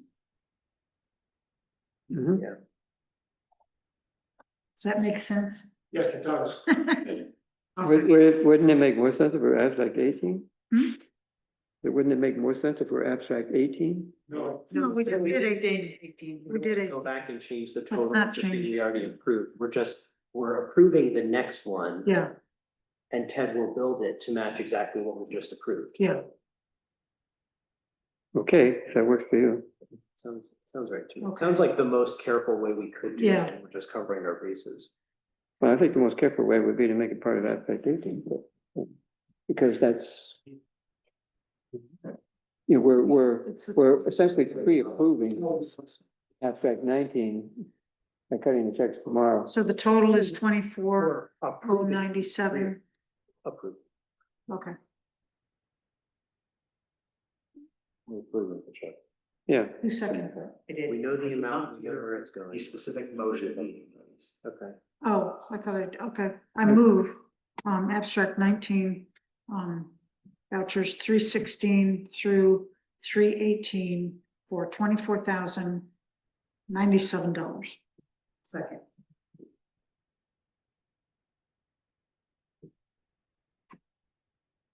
mm-hmm, All right, Connors. Yes, Dylan. Yes. Larkin. Yes. Bruce. Yes. Daniel. yes. Thank you. Thank you. don't Sorry. don't let this I happen know, again. I mean, it'll help keep the pace of these contracts. They are hard to come by. Yeah. Ones too. Have you seen the work they're doing in that house? Which one? Well, the house that's, Oh, no, I haven't. you should go look. Yeah, so it's great. Nice work. Thanks. I move that we extend the meeting for 15 minutes. Second, still have to say we need to do that. The motion has been made, seconded to extend the meeting by 15 minutes. All right, Connors. Yes. Dylan. Yes. Evans. Yes. Bruce. Yes. Daniel. Yeah. Thank you. We don't need. All right, special attorney. Right, well, Greg just ran off. Well, do you want to do the code enforcement issues? Why don't we do that? Let's get her done. I, so the thought was that maybe, one of us would have a conversation with Steve. I had a conversation. And, with Steve. We that did have a good. conversation with Steve already. Yes. He said, do what you need to do, but my health is my number one concern right now. And that means he doesn't wanna, he can't do enforcement. I believe he has written a letter Mhm. to the Miller property and to the Nelson Road property. I don't, yeah, so he's, I mean, was that recently? That has been between the time I talked with him and now, that he was written his letters. Okay, within 2 weeks or something? I believe I talked to him a few days. It was, After the last it meeting. was right after the last meeting. Right? Yeah. Yeah, Within and a couple I of days. talked to him like maybe last Friday, and he said, here, I've written a letter, Yeah. showed it to me, And written the letter means what is on the letter? clean up your yard. Okay. Mhm. And so because we weren't What's in the the deadline? conversation, you've told us the last step, which is he said, do what you want. Were you describing to him what we talked about, which is hiring Yes. another person and carving it out of his salary, and he Yeah. said, do Mhm. what you want? Yeah, do what you need to He do. said he would be, okay with that? I mean, I believe that phrase encapsulates that. Okay, yes. all right. Yeah, when I talked to him on Friday, he confirmed that he talked to you and that he understood that, that was on the table. Yeah. And he seemed okay with that. Just out of curiosity. If the owner is taken to court, how does the fine work for that? So long as we actually did it. How does the fine work if you're issued a summons? Because ultimately, if they don't clean up, that is the end of the road before cleanup. Well, it's been several years, several Yeah. letters have been written over the years. Sure. And nothing has happened. Yeah. So you're presuming something will happen. Well, I'm not. No, he's asking what happens if it doesn't. Oh, And then you end up taking it to court. Yeah. And the court assesses a fine, and then what? I think a fine like that would go on your taxes. Well, that's a good question, because I think that's what it comes down to, you know, what are the consequences of not paying the fine? Do you just, I think Gary suggested at one point that there are no consequences if you don't do it. Yeah, I'm just curious what. Which if it's the case, it's kind of what, you know, then what's the point, you know? Right. Yeah. So what's the follow-up? If you could put it on your, if it ends up as a lien against the property, that's one way. And I know for the demolitions, that has been the case. But for the property maintenance ones, I don't think that would be the mechanism. Can it go in against their taxes? I don't know, it kind of depends on what the law says. At this point, are we relying, I think we're relying on state law at this point. I believe there is a state law. Yeah, there is. Yep. So what's, I guess we need to know what's in the state law by way of enforcement. How does that work? And I don't know the answer to that question. Town does also have a property maintenance law, we're actually inside the scope of that, so it's all to state law, but the town law does actually specify some remediation and stuff, it's just FYI. Yeah, there was a question in my mind whether the town law is still there. It does, it's there.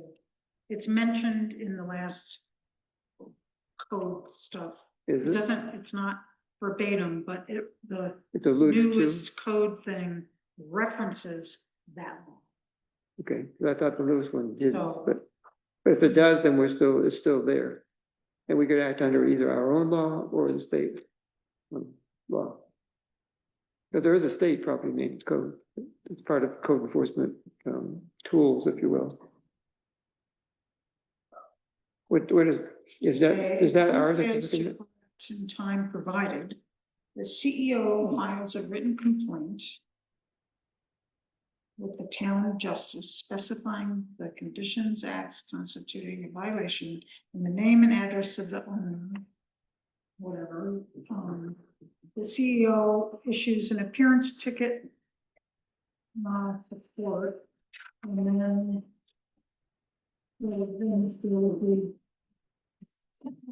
either there's compliance, or if the person doesn't show up for court, the town justice could issue a warrant for their arrest. Mhm. You know, that's another issue. Do we have, will Look, the our sheriff, court do something like that? I mean, that is another issue.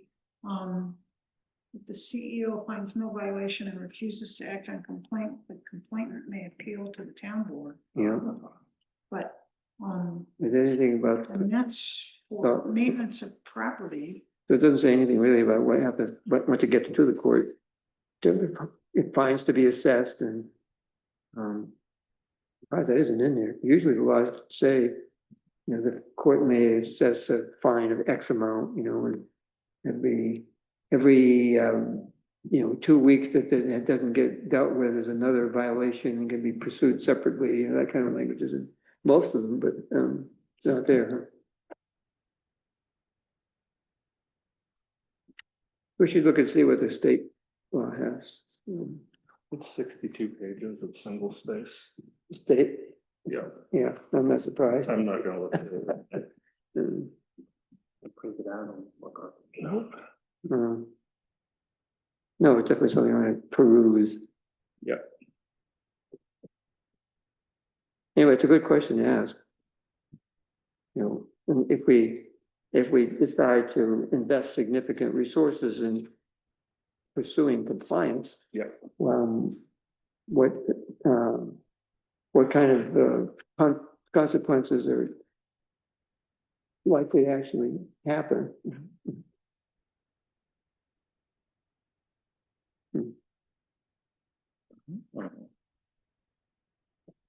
Now that Greg's back, we can ask this other question. Or address the other question regarding attorney. You want to speak to it? Or? Could I, before we just like stop and not do anything about this issue? Yeah, If you know, maybe we could ask Guy for a short dissertation on what we need to do, because we can't keep kicking the can down the road. no, I mean, I think we're talking about investing in hiring an additional person to help out. Well, Yeah. help And us these are, with what? And then you're saying, well, maybe there's no teeth and we can't do anything. we need to check out what the teeth are. But I don't think that changes our resolve to invest more. I'll call the Dryden code enforcement person. Okay, I also would just agree with getting Guy's opinion. If you feel like there's Yeah. unresolved questions that we are not finding by Googling, we can Mhm. ask him for some clarity around that. yeah, I agree. But I don't think that, at least in my mind, it doesn't change my mind any regarding the desire to invest more resources in enforcement. I mean, what would the scope of the person be? What's that? What would the scope of the person be that we're hiring to go after these people?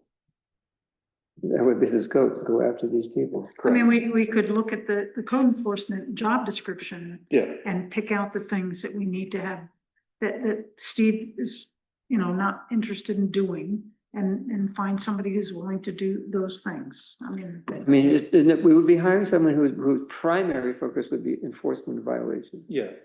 I guess the question I have is, I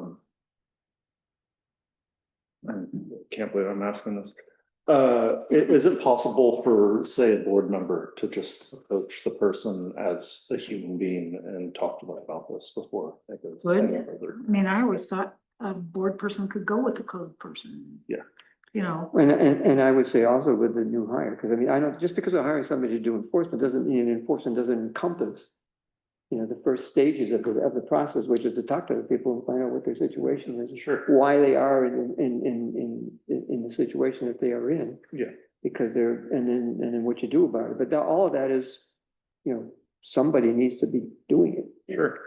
I would think if we're hiring someone, there's also like training requirements, like we couldn't Yes. hire just anybody, so maybe identifying which part of the requirements we would need in order for that role, like they don't need all the same training that Steve has in order to be looking at buildings that are under construction, but maybe we figure out what the subset of the requirements are. If we That can. seems like it's part of the process. Right, I mean, a different title. we might not have the flexibility to do that because we're dealing with the civil service job. Yeah, well, maybe some Classification. classification, that's a good next step too. Yes, that's right.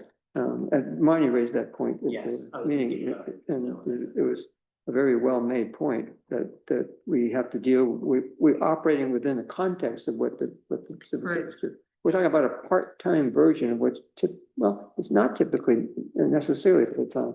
It has been the case for quite some time that part-time people do code enforcement. Well, actually, Yeah. on that another solution might be, I mean, we know that Steve does code enforcement for more than one municipality. We Right. could possibly find Right. another code enforcer who would want to work for us part-time, just to do the parts of the job that he doesn't want to do. Right. Maybe there's someone else who has, you know, who has enough flexibility that they could Yeah. just pick up Right, some part of the right, job that they right. want to do. Right. It's another We, option. we need to, you know, get clarity regarding what we want to do. I think we pretty much Okay. do have that. But then we also have to find what our constraints are in terms of the civil service classification system. Yeah. And work with that. And then, you know, we need to do a solicitation of interest. Yeah. And go with what that generates. Okay, but until we should get moving on at least, we should be taking action at least on the Miller Road. I don't know what the deadline he gave. I didn't see the letter that he sent. You know, if there's a deadline on it or not. And then. Right, and we'd already have in place the fact that Julia was hired in part, and there's money in the budget specifically for her to do support with code enforcement. Knocking on doors, Well, not necessarily knocking on doors. we gotta stop dealing with people. We need to, Yeah, okay, well, I mean, I don't know what's in the letter either, because I didn't see it either. yeah, But, you know, a letter was sent. You know, they have an opportunity to respond. We'll see what that gets, but, you know, Julie can follow up. When I spoke to her about the Okay. fact that she wasn't doing much by way of helping out with enforcement, she said, I can't do anything without right, yeah, yeah, Steve, you know, initiating the process. But once Steve initiates the process, she can follow up. right. And and I expected she We would. gotta stop waiting, yeah, Mm-hmm. Yeah, okay. okay. Does that sound like action enough for the moment? Not really, but that's, oh, Well, we need to check out what the teeth are in the property maintenance law. Which if we can't discern it ourselves, we can ask Guy.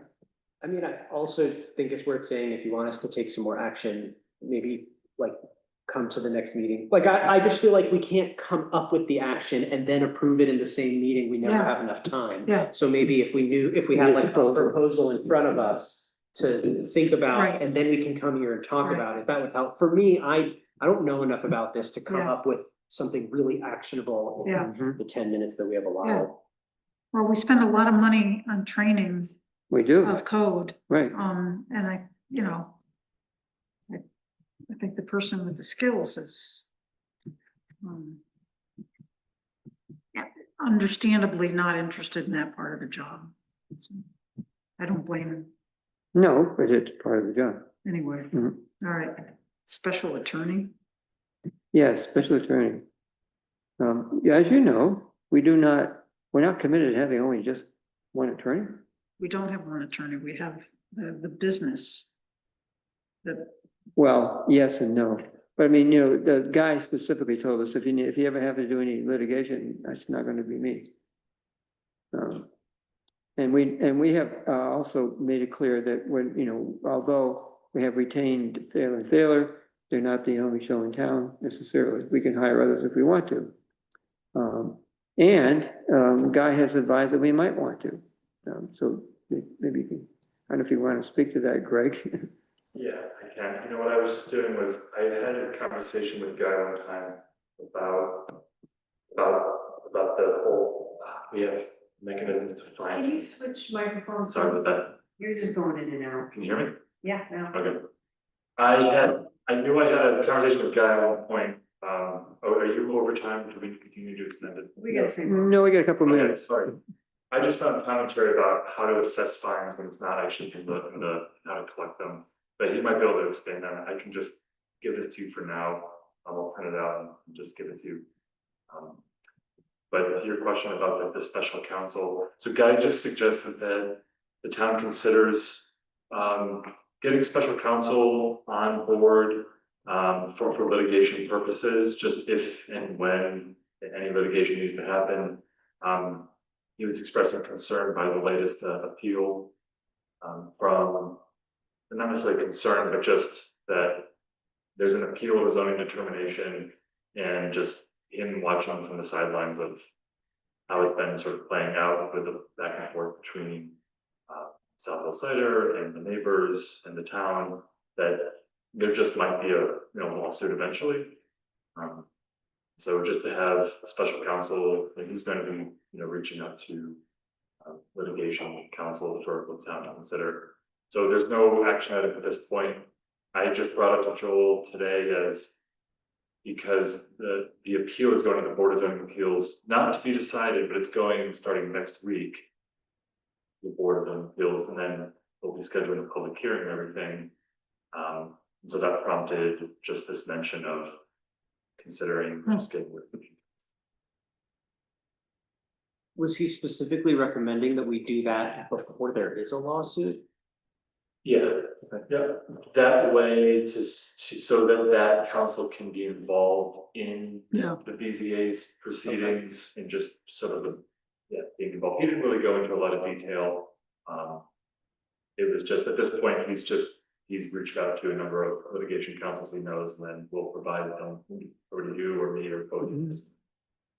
The thought was that there would be more efficient in bringing somebody in who didn't have to review everything that had took place at that point.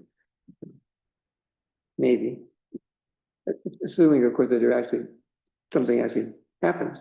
So he'll get back to us with some suggestions. Or firms, yep. So we should, I mean, as a matter of policy, it would be a good idea for us to have somebody in the wings for us to handle litigation in the event that we are involved in litigation. Well, it sounds like they should come to meetings.